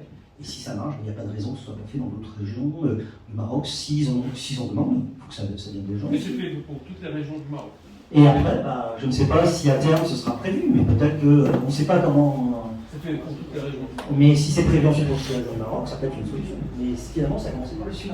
Donc c'est déjà pas mal. Voilà. Donc on peut espérer que ça fonctionne bien. Voilà. Donc voilà sur les différents éléments. Mais vous avez eu raison de parler des frontières parce que c'est vraiment fondamental. Et quand vous regardez, c'est toujours une région périphérique, éloignée du pouvoir central, qui ne bénéficie pas de l'apport de l'État, qu'arrivent toujours ces mouvements sécessionnistes. Voilà. Et c'est vrai que les frontières, c'est pas grand-chose. Voilà, c'est pas grand-chose. Oui. Merci. C'est plutôt une question cette fois-ci qui s'adresse non seulement à vos docteurs, mais aussi à toute l'Assemblée, dans un échange de dialogue.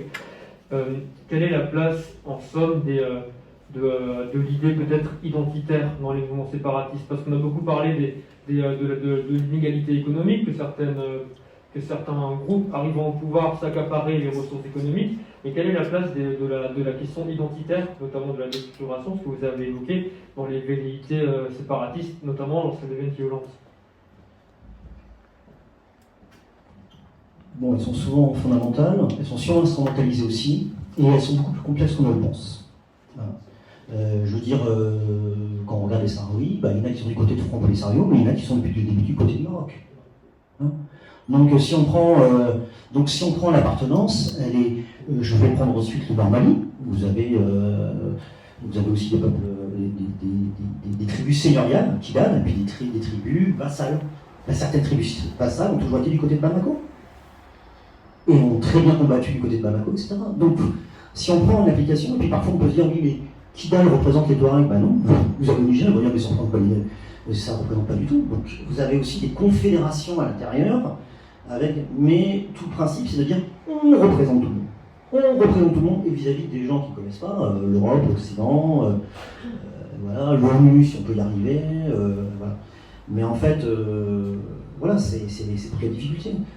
La guerre civile en Centrafrique, il y a des peuples qui viennent du Tchad, on leur vole leurs animaux, on les tue, il faut bien qu'ils se défendent. D'accord, ils se défendent. Après, jusqu'où peut aller la défense, jusqu'où va la déstabilisation de l'État, c'est toute la difficulté. Voilà, il ne faut pas oublier qu'au centre du Mali, vous avez des Dogons, des Songhai, des peuples qui sortent en massacre entre villages. Mais c'est pas lié à 2020 ou à 2021, c'est lié à ce qui s'est passé depuis 10 ans, 15 ans, 20 ans. Voilà. Et donc après, on instrumentalise. Alors ça ne veut pas dire qu'il n'y a pas de réalité, c'est toute la complexité, c'est que c'est là où on met le curseur. Il ne faut pas dire que c'est totalement inventé, il ne faut pas dire que c'est uniquement, c'est qu'en fait, vous avez plusieurs aspects. Voilà. Et si l'État avait peut-être créé les écoles, si l'État avait développé les régions, si l'État avait pris en compte, et il ne faut pas dire qu'aussi l'État n'a jamais pris en compte le problème des éleveurs. Côte d'Ivoire, ils l'ont pris en compte. Voilà, vous avez des endroits qui... on essaye de trouver une solution entre agriculture et éleveur, ça ne marche pas tout le temps. Parce que quand vous avez un problème de réchauffement climatique, dont on parle comme ça chez nous, mais qui a des conséquences parce qu'il y a un surpâturage, vous avez une réduction des ressources. Et à un moment donné, la réduction des ressources, c'est que les éleveurs vont sur les terres des agriculteurs. Et les agriculteurs, c'est quand même leur survie qui est en jeu. Donc si c'est leur survie, rapidement, tout le monde est conflit. Voilà. C'est vrai qu'on peut se dire, on ne veut pas d'agriculteurs économiques, mais n'oubliez pas, c'est une société agricole, rurale, très importante. Si je comprends bien, vous ne diriez pas que la question culturelle est suffisante. C'est un aspect essentiel qu'il ne faut pas nier, mais elle n'est pas suffisante, évidemment. Elle n'est pas suffisante. Il y a aussi l'aspect foncier et foncier. Vous avez soulevé la problématique du foncier qu'il faut vraiment résoudre parce que le vrai problème, quelque part d'autre dans nos pays, c'est que la question du cadastre foncier n'est pas réglée. Donc il y a des gens qui se réclament autochtones dans une zone et propriétaires d'une terre, en réalité, qui ne sont pas, si vous regardez l'histoire du monde. Il faut que l'État règle ce problème foncier, forme les gens, c'est bien dit. Le découpage, moi, à mon avis, le découpage qu'on a hérité du colon, ce n'est pas un problème parce que sinon, moi, en tant que Paul, je vais me retrouver où? Donc, je n'ai pas de zone en ce moment parce que je quitte le Cameroun jusqu'en Afrique de l'Ouest, les peuls se trouvent un peu partout. Donc, pour moi, le découpage, ce n'est pas ça le problème. C'est la prise en considération des réalités qui sont vraiment de taille, qui est le problème culturel, le problème de la terre, et le problème de cohabitation pacifique, l'aspect des chefferies traditionnelles dont vous avez énuméré, que l'État, à un moment donné, a mis de côté. Alors qu'aujourd'hui, vous avez vu le Mali, pour que le président il parte, c'est un chef religieux qui est à la base, à ce qui part. Il faut prendre en considération ces valeurs au niveau local. Bon. J'ai une question, moi j'ai vécu 16 ans au Maroc, donc j'ai vu un peu le problème de Sahara. Comme le consul me donne l'autorisation d'en parler, on va essayer. Sans pourtant heurter les sensibilités. Non. Non, pour moi, le Sahara est marocain. J'ai milité pour. J'étais responsable des étudiants africains. On a fait la caravane du Sud. On a essayé de reconstruire la caravane le commerce du sel. Pour dire que nous soutenons une bonne partie de ces pays africains parce qu'on était plus de 50 pays africains, on a fait ce problème. Mais mon inquiétude, ce n'est pas à ce niveau. C'est qu'on a créé le Sahara comme étant une région spéciale. On a mis beaucoup de moyens au détriment des autres régions. Et si les Tamazirs se lèvent, qu'est-ce qui va se passer? Je n'ai pas bien entendu. Si les Tamazirs aussi se lèvent. Mais les Amazirs, déjà, c'est qui? Il faut déjà définir les Amazirs, c'est qui?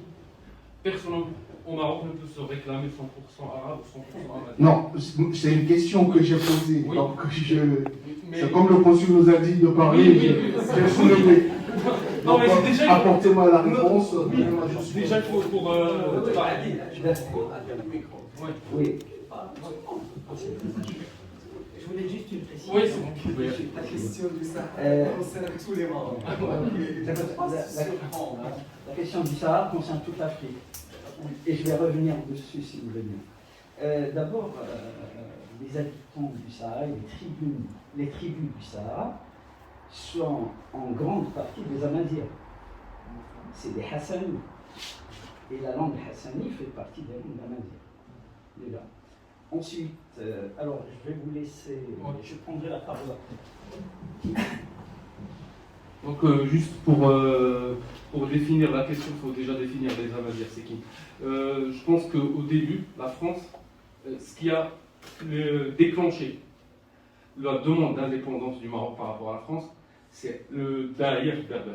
Donc c'est que la France, elle a voulu mettre un daïr pour mettre des lois pour les Amazirs et des lois pour les Arabes. Ce que le peuple a refusé et qui s'est soulevé. Donc je pense, pour moi, il y avait déjà avant des velléités indépendantes historiques, ça fait très très longtemps, avec la création d'une république éphémère du Rif, donc sur 3 ans, qui est pas passée.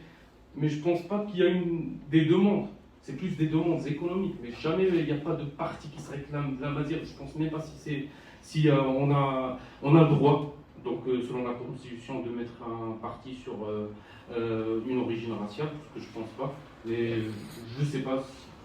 Mais voilà, mais je pense pas que les Amazirs vont demander quelque chose, parce que déjà au Maroc, c'est pas. Ils vivent vraiment, mais c'est vraiment. Vu que tu as vécu au Maroc 15 ans. 16 ans. 16 ans. Vous m'enlèvez pas un an, sinon C'est bon, je te rajoute avec moi. Mais tu as bien vu que c'est vraiment bien mélangé. Comme, juste par exemple, pour les gens qui ne connaissent pas bien le Maroc, presque à Casablanca, tous ceux qui s'occupent de l'économie, c'est des Amazirs. Ils sont super bien intégrés avec eux. Il y a des zones donc montagneuses, au Atlas, anti-Atlas, le Rif, où on trouve vraiment des gens qui parlent vraiment le berbère et tout. Mais moi j'habite dans la principale région, je suis originaire de la principale région du Maroc, c'est le Souss, où il y a les chouettes, alors que je ne suis pas berbère, mais je suis né là-bas. Et voilà, je n'ai jamais vu vraiment des velléités indépendantes. Mais juste moi, je voulais rebondir sur le fait qu'il y a des gens qui ont confiance en l'État plus que l'État, au Maroc. Ils ont confiance en l'État plus que l'État. Ils n'ont pas confiance dans des institutions partisanes ou quelque chose. Ils ont confiance en l'État. C'est pour ça que je voulais dire tout à l'heure qu'ils demandent à ce que la centralisation, il y en a qui se retrouvent dans la centralisation. Ils disent que si le problème n'est pas réglé à Rabat, il ne sera jamais réglé. Et on retourne sur les compétences des élus qu'on veut mettre en place. Il faut déjà avoir les compétences avant de leur donner le pouvoir. Après, s'ils ne sont pas compétents, c'est comme si on les disqualifiait directement. Et ils perdent en crédibilité aussi pour l'avenir.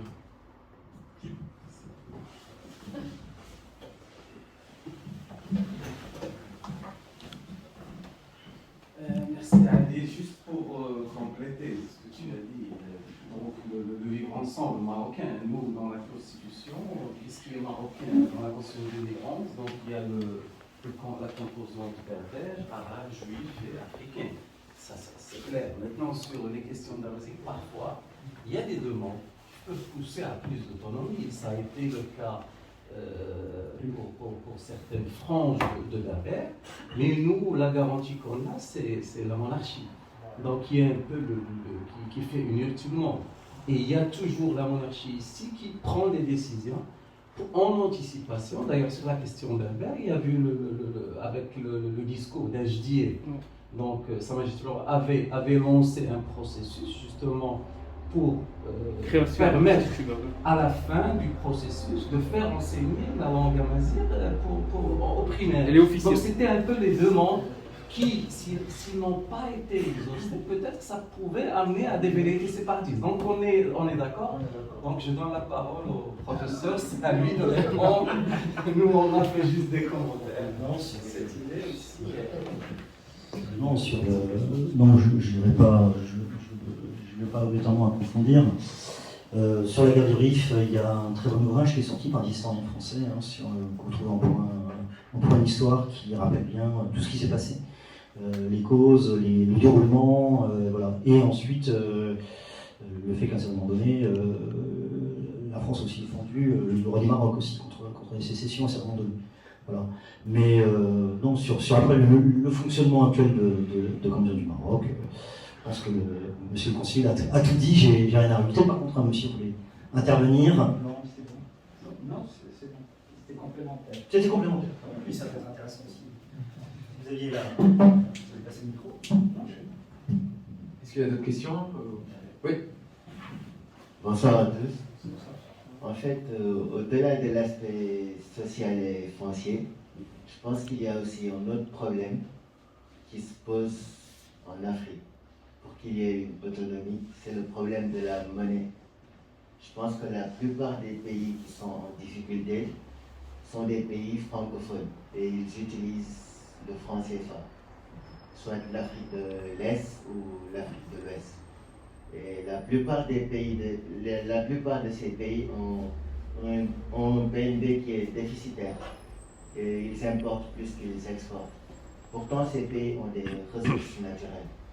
Je pense que pour qu'il y ait une autonomie africaine, on doit d'abord régler le problème de la langue, mais aussi le problème de la monnaie, avant de penser au problème foncier et social.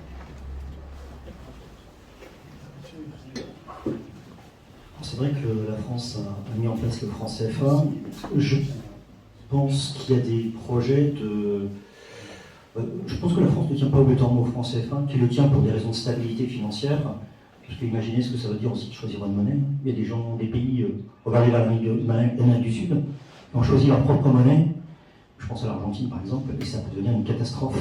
Alors, la France tient le franc CFA, mais si demain elle devait l'abandonner, je pense que ça ne poserait pas de problème du point de vue financier. Après, moi je pense plus aux pays qui vont se retrouver dépendants du dollar ou d'autres monnaies, et ça risque d'être un réel problème. Voilà, mais je crois que si la France pourrait très bien abandonner du jour au lendemain le franc CFA, sans que ça lui crée un seul problème financier. Il ne faut pas tout mettre, vous voyez, depuis tout à l'heure on essaie de trouver plusieurs biais, parce qu'il n'y a pas qu'un seul biais explicatif. Alors, il y a des ressources, c'est vrai qu'on a parlé depuis tout à l'heure des ressources, que dans tous les pays en conflit, il y a des ressources, c'est vrai. Pour le Sud-Soudan, c'est clair que les influences américaines et chinoises, ne l'oublions pas, ont aussi beaucoup joué sur le pétrole, qu'on a joué aussi sur la corruption. À un moment donné, si il y a eu aussi des guerres entre les dirigeants du Sud, c'est qu'ils ont joué sur le biais où chacun avait une partie du territoire et on avait des concessions pétrolières. Donc ça permettait aussi de mieux avancer ses pions du point de vue financier, c'est vrai. Maintenant, le gage de toute exploitation économique, c'est quand même la stabilité.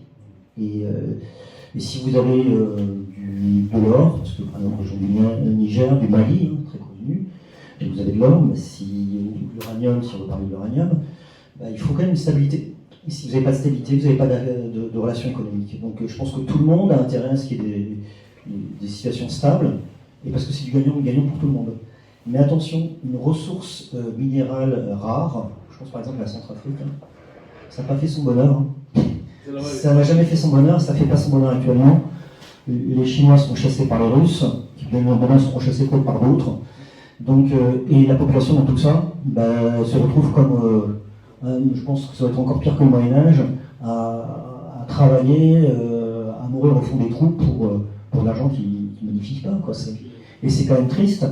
Et ensuite, il faut se dire aussi, quand on pense ressources minières ou ressources minérales, on dit toujours ça va créer plein d'argent, plein de travail. Mais c'est faux. Ça ne crée pas beaucoup de travail. On est tout à la mécanisation. Et ça crée très peu de... Alors il peut y avoir des conséquences. Je sais que Total, à un moment donné, financer des routes, des centres de santé, etc., dans certains pays où c'était présent. Mais c'était à son bon vouloir. Hein. Les Chinois ne le font pas. Hein. Donc il ne faut pas penser, tiens, ressources minérales, donc obligatoirement le pays va devenir, entre guillemets, le roi du pétrole, si vous me permettez cette expression. Mais c'est malheureusement pas le cas. Voilà, peut-être la Guinée équatoriale, c'est peut-être le seul exemple, mais c'est dans les poches du président. Voilà, donc c'est... Voilà, et de son fils, voilà, rester en famille, pourquoi pas, hein. Bon, l'argent sera regardé.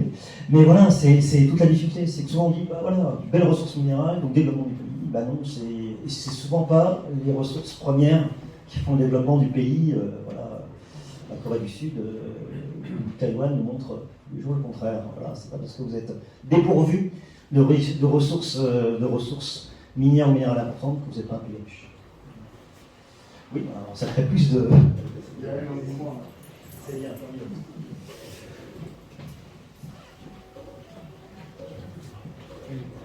Je voulais juste revenir sur la question du Maroc. Déjà, puisqu'on a un officiel du Maroc dans la salle et que nous sommes dans une salle marocaine, je tiens d'abord à... Je pourrais dire que je félicite vraiment les autorités marocaines du fait, alors ce n'est pas partisan, hein, mais vraiment du conseil du regard extérieur de ma modeste personne. Le Maroc communique énormément il communique énormément et met énormément d'éléments à disposition pour que les gens puissent comprendre la situation de la crise au Sahara. Et c'est d'ailleurs, je pense que c'est d'ailleurs cette ouverture d'information qui vous a permis de nous énumérer l'ensemble des projets que le Maroc a commencé à investir dans cette zone. Ma question vient du coup à savoir pourquoi du côté du Polisario ou sahraoui, pourquoi est-ce qu'ils ne communiquent pas assez? De un, pourquoi est-ce qu'ils ne sont pas accessibles? Et quand je dis accessible, je pense non seulement au Fonds Polisario, mais également à l'ensemble des partenaires, de ces partenaires qui de manière idéologique ou même, je ne sais pas, justifier le soutien. Pourquoi il y a cette difficulté à communiquer? Et la seconde question, c'est essayer de nous dire pourquoi est-ce que le Fonds Polisario refuse la proposition du Maroc? Et là, je vous pose vraiment la question avec un regard extérieur. On sait tous que le Maroc propose ici, propose là. Et en face, on dit juste qu'ils ne veulent pas, ils veulent la totalité du pays. Pourquoi? Sachant qu'il n'y a pas d'investissements qui ont été faits. J'ai regardé encore la carte du Grand Maroc actualisé. Et j'ai essayé de poser cette carte avec la zone qui est occupée par le Fonds Polisario. Et elle est carrément réduite de, je pourrais dire, de 80% au détriment du Fonds Polisario. Alors pourquoi cette omerta en termes de communication et qu'est-ce qu'il propose à faire? Merci.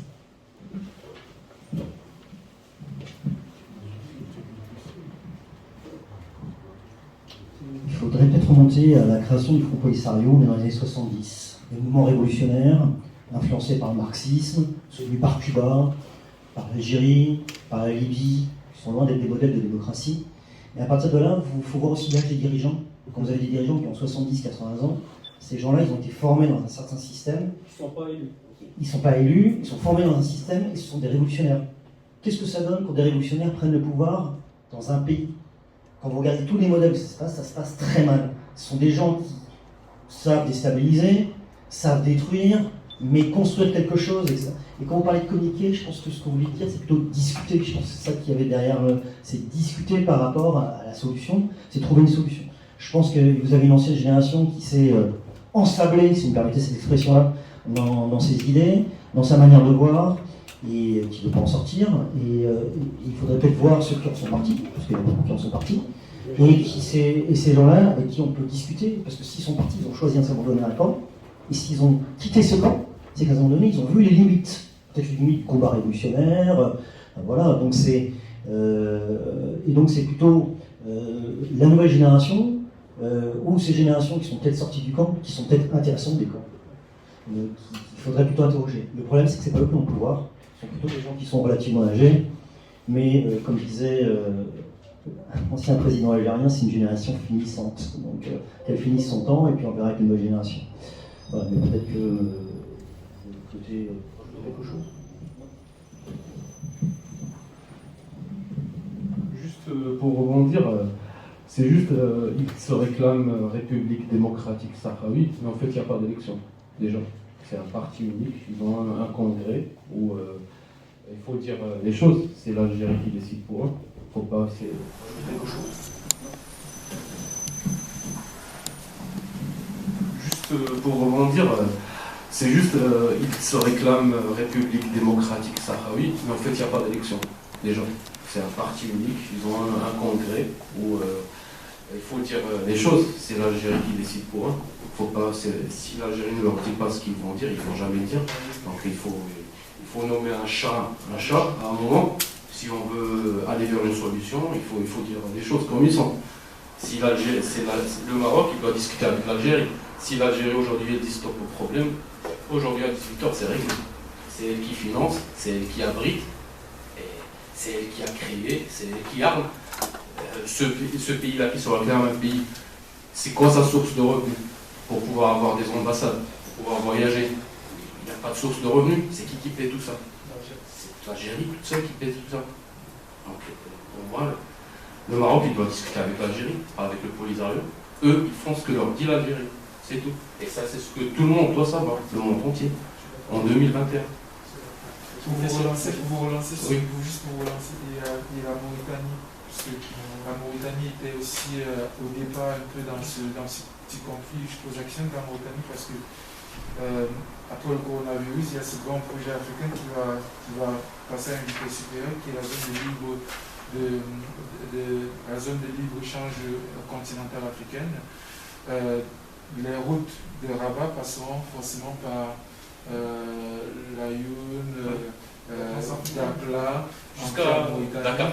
Voilà, du coup, quelle est la position de la Mauritanie dans cette La Mauritanie, c'est un État qui, je pense, est partagé entre deux grands voisins.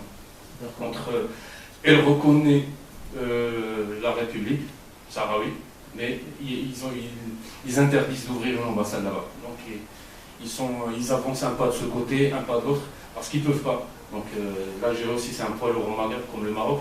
Donc ils font aussi des pressions. Ils ont essayé d'ouvrir une route aussi, mais ça n'a pas marché. Il faut voir la vidéo des camionneurs algériens, ils ont dit c'est pas possible. Regardez le Maroc de l'autre côté, c'est une voie rapide au Maroc, attention, sur 1000 km, c'est quelque chose. Et après, moi je partirais même, je dirais pourquoi le Maroc, il faut qu'il construise la route en Mauritanie. Si les Mauritaniens n'arrivent pas à construire la route, il faut que ce soit le Maroc qui la construise. Ça coûte cher, mais voilà, mais ça ouvre la porte de l'Afrique. En fait, tout à l'heure, vous avez évoqué l'influence de l'Algérie dans la crise sahraouite. L'Algérie a quel intérêt en fait à intervenir? C'est un intérêt simple, c'est celui d'affaiblir le Maroc. C'est comme l'Allemagne et la France il y a 100 ans, c'est tout. Il y a, dans l'esprit, je pense qu'il faut que ce soit un qui soit plus fort. Eux, ils se réclament la Mecque des révolutionnaires et tout, mais après, c'est pas ça. C'est que pour eux, le Maroc, il ne doit pas être fort. C'est que eux. Donc c'est juste je dirais une compétition, une malsaine. Alors que les deux pays pourraient se mettre main dans la main et construire le Maghreb avec les ressources de l'Algérie qui sont très mal exploitées, il faut le dire, alors que le Maroc, il n'a aucune de ces ressources. Voilà. Mais je pense que l'Algérie, c'est le Maroc, il faut qu'il soit affaibli. C'est une petite pierre dans son soulier, c'est tout. Ça reste toujours comme ça. Au lieu de consacrer son effort dans beaucoup plus de modernisation et tout, il le consacrera au Sahara, c'est tout. Et elle tient en plus les populations en otage là-bas. C'est depuis plus de 40 ans. Walid.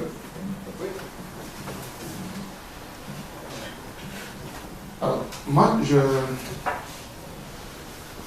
il faut remonter un peu dans l'histoire, comme il a dit, dans les indépendances par rapport à ce problème Algérie, par rapport au Sahara. Il faut savoir que le Maroc a toujours joué un leadership. Hier, je vous en parlais, par rapport à la création même de l'Union africaine pour laquelle on avait la journée hier. Il y avait le groupe de Casablanca qui a été soutenu par feu Sa Majesté Mohamed V et feu Hassan II aussi a continué. Il faut savoir qu'il y avait un problème de leadership en Afrique. Et le Maroc a très tôt compris et il s'est positionné par rapport à ça. L'Algérie, avec tout ce qu'il y avait comme potentiel économique, qui était le pétrole en ce moment, aux indépendances, il y avait une manne financière assez importante sur l'Algérie. Il y avait la France qui était derrière. Il faut savoir aussi que la France utilisait ça pour pouvoir... Parce qu'au début, le groupe de Casablanca, c'était des pays qui étaient dans le bloc soviétique, qui étaient dans le groupe de Casablanca. La majorité des pays qui étaient dans le groupe de Casablanca, c'était des pays soviétiques, dans la Guinée, avec Ahmed Sékou Touré, le Mali, Modibo Keïta, qui a été assassiné, qui a écrit la charte de l'Union africaine, de l'OIE, de l'unité africaine. Donc, il faut voir, il y avait un problème de géostratégie, géopolitique qui se posait. Et le Sahara, c'est une plaque tournante, c'est comme le professeur il a dit, c'est une mer. Moi, je l'ai fait. On a reconstruit la route, on l'a faite.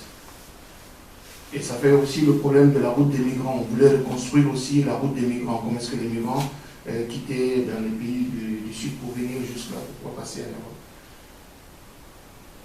C'est un territoire énorme, avec une économie pas possible. Si cela restait dans les mains du Maroc, l'Algérie était affaiblie financièrement. Donc il fallait créer une révolution dans les années 60, qui avait fait le Fonds Polisario. Le Fonds Polisario, en réalité, le contenu est vide. Je ne défends pas le Maroc, je ne suis pas prétend pas le faire, mais le contenu pour défendre un territoire indépendant, le contenu de leur politique, il est vide. Ils sont dans la réaction. Ils étaient dans la réactivité. Donc, mais je sors du registre du Maroc parce que je suis passionné un peu là-dessus. Mais je parle de la monnaie. À mon avis, ce problème de franc CFA, pour moi, c'est un foulé. Pour moi. Je ne détiens pas la science infuse, mais je vais vous donner l'exemple de la Guinée qui était dans la zone française, qui en est sorti, qui a créé le CIDI. D'accord, il a sa propre monnaie. La Guinée est où? Sauf que la Guinée est seule. Imaginez l'union des pays d'Afrique. C'est le rêve qu'on nous vend. Avec une langue commune. Ah. Là, vous sortez du cadre, voilà, parce que ça, c'est un rêve. Langue commune, on va parler de Swahili, c'est ce que vous voulez, parce que c'est la langue la plus parlée en Afrique. Ok. On va élire un seul, on va faire une fédération des États de l'Afrique. Oui. La capitale va être au Sénégal. Non, les amis, il faudrait qu'on sorte de cet idéalisme qu'on cherche à nous vendre. Il y a des gens qui vendent ce rêve, mais ils ne prennent pas en considération certaines réalités. Moi, je suis de ceux-là qui pensent qu'on peut se développer dans la diversité, dans le respect de l'intégrité territoriale de chaque État, d'accord, en mettant en place des instruments efficaces. Il faut que les institutions soient fortes. Le problème de nos pays, c'est qu'on n'a pas d'institutions fortes. On a des individus qui sont forts, qui viennent, qui travaillent pour eux, et le clan qui est derrière eux. Nous, on est arrivé avec Alpha Condé qui est arrivé avec toute cette première élection présidentielle en Guinée, le pays le plus riche en matière de minerais, avec de bauxite et de fer. De 2010, aujourd'hui, on est passé comme étant le premier pays producteur de bauxite. Mais le Guinéen lambda, il n'a pas un euro pour vivre par jour. Donc, arrêtons de rêver, de parler de monnaie. Sachons d'où on vient, connaissons nos intérêts, mettons en place des institutions fortes au lieu de penser à nous. Tous nos chefs d'État qui sont là, c'est des ventripotents. Je suis désolé. Ils mangent, leur clan mange, sans compétence. Les pays s'approuvissent, nos richesses partent, on accuse l'Occident. Alpha Condé est rentré dans la disgrâce de la France. Aujourd'hui, qu'est-ce qu'il dit? Parce qu'il n'est pas venu au sommet du mois dernier, donc de ce mois-ci. Il dit non, il faut que les Africains soient indépendants. Mais quand il est au pouvoir, les Africains n'étaient pas indépendants. Il faut qu'on arrête. Merci. Merci. Je vais juste réagir sur la question du franc CFA, sur la question de la monnaie. Pour une fois, je suis un peu désolé d'être un tout petit peu pas d'accord avec toi. C'est rare, mais pour une fois, c'est arrivé. Alors, sur la question du franc CFA, c'est vrai que le rêve qui est vendu par ceux qui prônent la théorie du Brex, enfin non, c'est quoi je parle? France CFA site, si on peut le dire comme ça. Ceux qui en parlent, ils sont en train de vendre l'idée aux États que vous serez plus fort économiquement, vous aurez plus d'autonomie, plus d'indépendance. D'une certaine manière, c'est vrai qu'il y a un peu du bisounours derrière. Cependant, il faut quand même rappeler un élément très important, c'est que la monnaie, en économie ou même en politique, c'est un instrument de souveraineté. D'abord, c'est la première des choses. Et en économie, précisément, les États ont plusieurs leviers politiques, notamment la politique monétaire, la politique budgétaire, monétaire, et en fonction de la conjoncture de l'heure, du moment et du territoire, tu peux avoir besoin d'utiliser les leviers qu'offre la politique monétaire pour pouvoir ajuster certains paramètres. Par contre, les pays qui sont dans cette zone-là n'ont pas toujours cette possibilité-là. C'est vrai que vous allez me dire qu'il y a d'autres régions dans le monde où il y a cette co-gestion de la politique monétaire comme en Europe ou ailleurs, mais les réalités ne sont pas les mêmes. Il y a des pays qui sont encore, enfin la plupart des pays qui sont dans la zone franc CFA, ce sont des pays très jeunes, il faut le rappeler, hein, ce sont des pays très jeunes qui ont encore besoin de se donner des orientations, des bases solides en matière d'économie. Et je pense que pour ceux, je précise, hein, pour les États dans lesquels on est sûr que l'élite politique, après analyse, estime qu'il est nécessaire de quitter cette zone, je pense qu'il le faut. Je ne dis pas qu'on leur interdit de le faire, mais en tout cas, dans les débats, ceux qui sont contre le fait de quitter mettent toujours en avant le fait que voilà, lorsque vous allez quitter, il y a une garantie que vous serez bien meilleur. Mon pays, par exemple, le Congo, il n'est pas dans une zone quelconque, mais on a un problème à nous, c'est pas que ça ne garantit pas la richesse. Mais si c'est un besoin ressenti et exprimé par voie, par exemple, des référendums dans certains États, moi je pense qu'il faut quitter, en tout cas. Bon, je ne sais pas s'il y a d'autres réactions sur le franc, c'est pas parce que je voulais aussi poser des questions. Encore une question par rapport à... Je suis européen, je connais l'Afrique partiellement, j'ai eu l'occasion d'y aller quelques fois, mais quand on parle de quitter le franc CFA, est-ce que derrière il y a l'idée d'être indépendant par rapport aux autres États de la zone économique du franc CFA, enfin qui partagent la même monnaie du franc CFA, ou d'être indépendant par rapport à la France? Alors, je ne prône pas la théorie selon laquelle certains États sont maintenus ou alors préfèrent demeurer dans le franc CFA parce qu'ils pensent être sous tutelle de la France. Je ne crois pas. Je pense tout simplement qu'il y a des États qui pensent quitter, parce que le franc CFA est géré par la Banque centrale. Non, pas française, pas française. Il y a deux zones déjà, il faut préciser. Et dans chacune des zones, la politique monétaire de tous ces États-là sont gérés par, j'ai envie de dire, une même structure. C'est vrai qu'il y a des représentants de tous les États, mais il y a toujours cet effort-là de cohérence dans les mesures. C'est-à-dire que on prend des mesures plus ou moins généraux qui reflètent la réalité générale, mais les spécificités de chaque État ne sont pas toujours bien prises en compte. C'est-à-dire qu'on a besoin vraiment de prendre en compte les spécificités de chaque État au vu des conjonctures de l'heure. Je pense qu'il y a une nécessité parfois, à un moment donné, de quitter. Par exemple, je prends un exemple tout bête, le Cameroun, par exemple, si on se rend compte qu'au Cameroun, les prix des biens d'une certaine catégorie augmentaient. Et que, voilà, quelque part, cette hausse de prix fait en sorte qu'il faudrait peut-être revoir un peu les mesures de l'inflation. Ils ne peuvent pas directement agir sur la monnaie. Pourquoi? Parce que tout simplement, il faudra introduire la proposition au niveau de la banque, de la BCAO, je crois le nom exact, BCAO, il faudra introduire la demande, et ensuite les dirigeants de la banque, puisque les banques sont toujours indépendantes, vont juger l'opportunité de voir tous les agrégats de la région, tout simplement parce qu'au Cameroun, il y a un problème.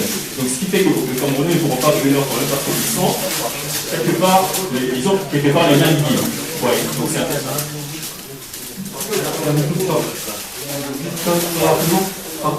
Dans ce cas-là, si on parle d'indépendance des États africains par rapport aux États africains, j'ai l'impression que ça va tout de même à l'encontre du rêve panafricaniste qui a été développé par mon camarade de ma droite. Donc dans ce cas-là, pourquoi vouloir quitter le franc CFA si ça ne tout en cherchant l'unité africaine, si ça contribue à la désunité africaine? C'est un peu le paradoxe que j'ai du mal à saisir. Excusez-moi de monopoliser la parole un peu. En fait, je pense que c'est deux sujets un peu, ou alors deux concepts un peu différents. Okay. Le panafricanisme a été prôné par les pères, beaucoup de pères fondateurs des États africains, et je pense qu'aujourd'hui nous sommes sur leur voie. Via l'Union africaine. Cependant, les régions monétaires du franc CFA ne sont pas dans une optique d'être dans une étape vers le panafricanisme. Non, c'est une situation installée et qui n'est pas appelée à être modifiée. C'est pas comme si c'était dans un processus de généralisation ou d'inclusion d'autres régions, d'autres pays, pardon.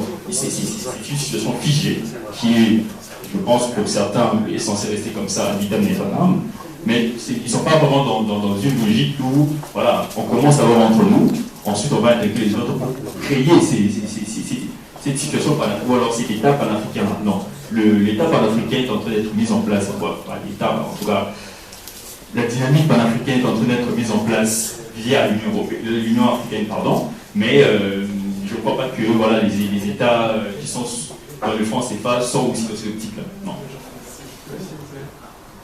On revient à connaître l'avis précieux de notre intervenant. Alors, je suis très content parce que c'est des échanges chaque échange est intéressant. Alors sur la monnaie, puis il y a deux personnes qui demandent la parole depuis tout à l'heure, donc ils ont la parole. Sur la monnaie, moi j'ai l'impression quand j'entends panafricanisme qu'on veut imiter l'Union européenne, comme si c'était l'Union européenne qu'on voulait imiter. Mais l'Union européenne, c'est quand même des économies complémentaires, souvent complémentaires. Or, si on prend les économies locales, souvent elles sont concurrentes, régionales, internationales, OCDE, etc. C'est le premier point. Ensuite, comme disait justement l'un des intervenants, si chacun crée sa monnaie, il va y avoir des spéculations sur les monnaies. Moi je me souviens, avant l'euro, France, Allemagne, franc, Deutschmark, tiens, il suffisait de côté, de prendre des Deutschmark, et puis 6 mois après, vous ne croyez pas que ce sera fait pareil. Donc il y aura des concurrences entre pays, surtout que les pays ont beaucoup de biais économiques, les frontières sont très difficiles à contrôler. Donc il y aura, au lieu d'unir les gens, ça va les diviser encore plus, avec des gagnants et des perdants. En économie, il n'y a jamais quelqu'un qui perd. Quand quelqu'un perd, il y a quelqu'un qui gagne. C'est toujours comme ça. L'argent ne disparaît pas. Donc c'est le principe. Donc il faut faire très attention à la complémentarité et à ce que quelque chose qui serait une bonne idée se transforme en cauchemar et en division sur des vies. Il y a deux personnes qui demandent la parole tout à l'heure. Et monsieur aussi derrière. Merci, bonsoir à tous. En fait, moi je sors un peu du cadre du débat sur le franc CFA et autres. Je m'intéresse beaucoup au thème en fait, de la conférence qui est l'autonomisme comme moyen de résolution des crises en Afrique. Et vous êtes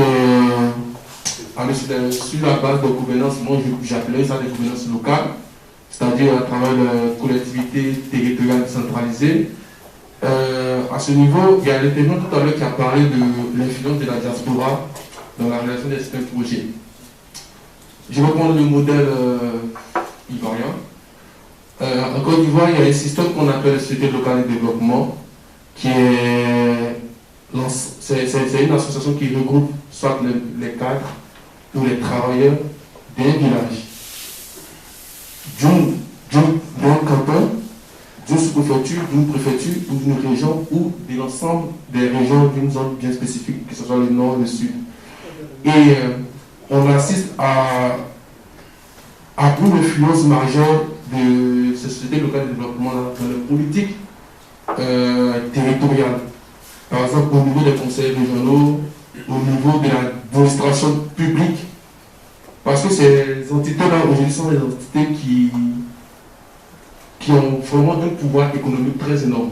Je prends le cas de certains villages, ou de certaines localités, où ces entités-là, ils ont l'expression qu'ils aiment utiliser, aide-toi et l'État t'aidera. C'est-à-dire aujourd'hui, ils contribuent à 90% à la réalisation de certaines infrastructures. Par exemple, des pompes villageoises, des pompes hydrauliques, des châteaux d'eau, à l'électrification villageoise et même à la construction de dispensaires et collèges de proximité, logements, instituteurs. Parfois, quand vous allez dans certaines localités, vous voyez ceci est le temps de la nuit. Donc, parce qu'il y a un enseignant un lycée d'Abidjan qui s'appelle professeur Roche Inaboni, qui est sociologue, socio-économiste, qui a travaillé un peu sur cette question de société locale de développement en tant qu'acteur de développement. Donc, moi, en fait, j'aimerais dire à mes frères que aujourd'hui, le problème des populations africaines, dans un village, d'un jeune de 80 ans, ce n'est pas le franc CFA. Son problème, c'est comment se soigner. comment permettre à son petit-fils d'aller à l'école de façon dans le temps, quoi, pas marcher 15-5 km, et comment appeler son fils qui soit à Abidjan ou en France pour communiquer. C'est ça le problème. Donc, je me redis, pour terminer, qu'aujourd'hui, ces sociétés de développement sont un mécanisme, sont un exemple qu'en Afrique de l'Ouest, nous devons mettre en place pour pouvoir endiguer même aussi l'influence des politiques. Et les élections municipales et aussi régionales, encore ils vont démontrer que les indépendants qui ont massacré même le parti au pouvoir sont tous ces leaders de sociétés locales de développement. Nous sommes nous, membres des partis politiques, de tous des personnes, si je veux dire, des entrepreneurs sociaux, des innovateurs sociaux. Voilà, donc c'est mon intervention. Merci.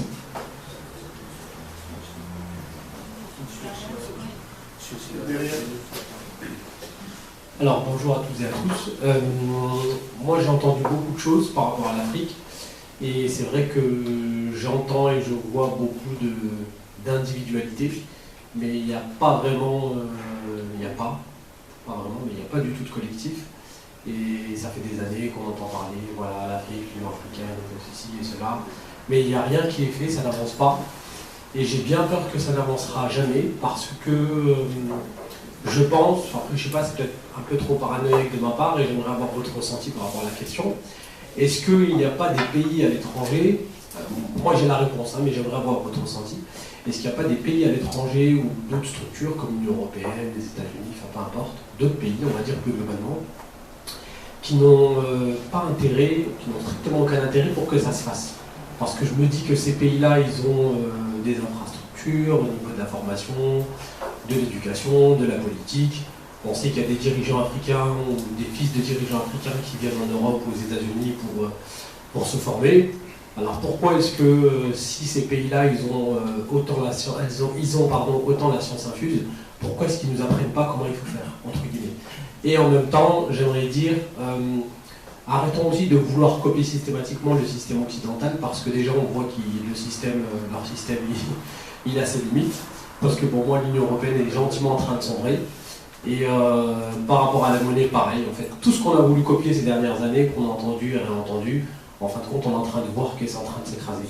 Donc pourquoi tenons-nous à vouloir copier un modèle qui est en train de sombrer, alors qu'on devrait peut-être d'abord nous créer nos propres identités, en tout cas davantage les construire, pour pouvoir ensuite s'allier, créer un collectif entre Africains. Merci.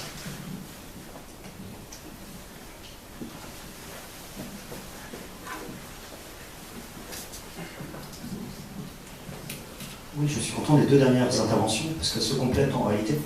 Du point de vue local, c'est très bien, parce que vous montrez qu'en Côte d'Ivoire, il y a eu cette volonté localement de vouloir construire quelque chose avec ses propres moyens, sans attendre quelque chose de l'étranger ou de soutien, et ça c'est très bien, c'est-à-dire que c'est aussi une des voies à suivre, et je pense que c'est comme ça, c'est-à-dire le point de vue local on construit, puis ensuite, vu que ça marche, on construit le point de vue régional, et puis dans quelques années ce sera le point de vue national, et c'est très bien. C'est vrai que sur la deuxième intervention, je suis entièrement d'accord, l'Occident, l'Europe, la France a voulu imposer un modèle qui ne fonctionne pas, on a mis, c'est toutes les apparences de la démocratie, toutes les apparences du développement, mais ce n'est pas le développement, et c'est vrai que, mais beaucoup le disent, beaucoup de spécialistes d'Afrique le disent, hein, que c'est aux Africains de construire eux-mêmes leur modèle, de trouver les propres solutions, et en fait, peut-être le bilan, c'est de dire qu'en fait, la solution ne viendra pas des autres, mais de soi-même. Et c'est vrai qu'il faut construire quelque chose. Ce que fait le Maroc avec l'autonomie, ça fait partie des exemples à suivre, qui ont été en plus bien vus du point de vue de l'ONU, donc c'est très très bien. Donc c'est vrai qu'il faut trouver les solutions, parce qu'en fait, vous connaissez très bien, vous connaissez peut-être mieux le local que des gens qui vivent à Paris, à New York ou autre part, et vous pouvez au mieux réussir. C'est vrai que si du point de vue local, et on arrive à une dynamique, c'est à l'Afrique de trouver ce modèle. Alors est-ce que les autres pays empêche le développement de l'Afrique? Bon, je n'irai pas jusqu'à là. Je pense qu'en fait, quand ça fonctionne bien, il y a des affaires à faire. Quand il y a des affaires à faire, il y a des entreprises étrangères qui s'y précipitent. Bon, il y a aussi des pays qui cherchent, qui sont très contents d'intervenir. je pense aux Chinois, quand les pays ont des crises, des difficultés, sont d'accord pour prêter beaucoup d'argent, mais on voit qu'à long terme, voilà, il y a 20 ans, les Chinois étaient vus comme des dieux ou des héros, et maintenant, c'est le contraire.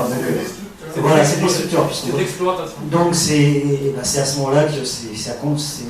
Oui, il faut trouver les ressources pour construire quelque chose.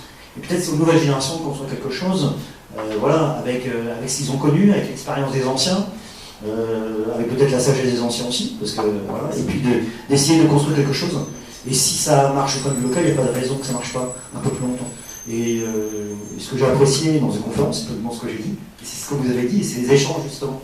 Et c'est ça qui est intéressant, et qu'on ait pu le faire au niveau du Conseil du Maroc, qu'on ait pu échanger, parce qu'en fait, qui peut dire qu'il connaît l'Afrique?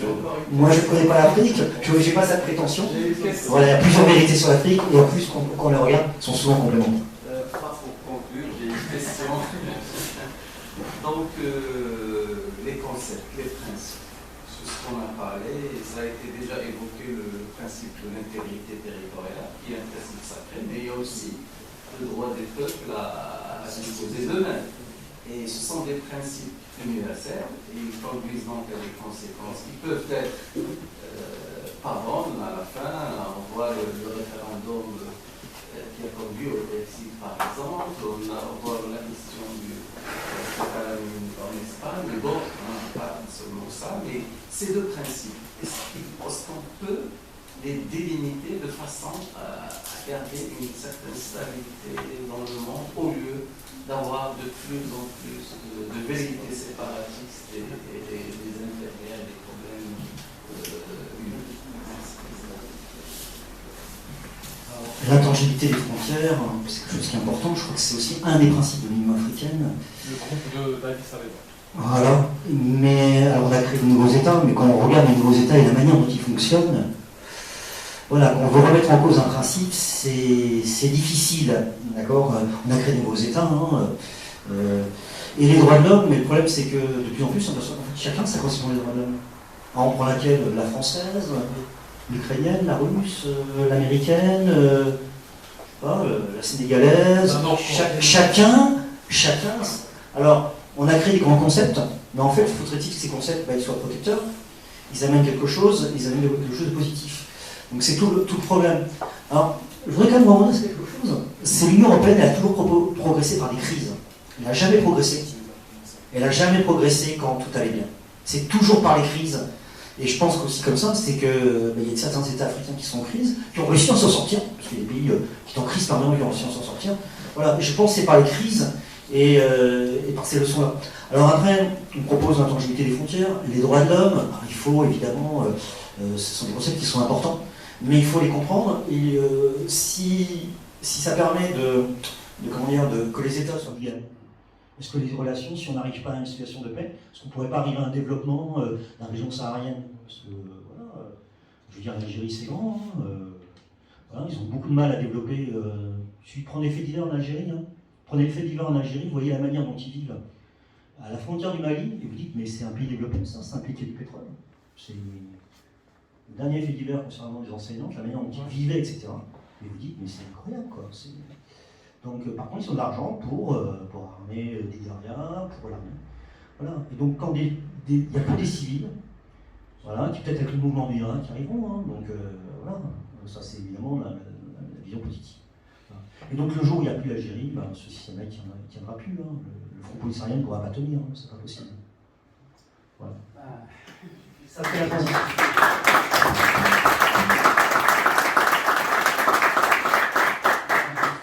Pour remercier professeur Mathias pour votre présentation, la qualité des échanges reçus. Je remercie toute l'audience et on espère à très bientôt. On peut refaire encore sur une autre thématique qui peut être une proposition de vous-même, mais on reste ouvert sur toutes les thématiques. Merci beaucoup. Merci.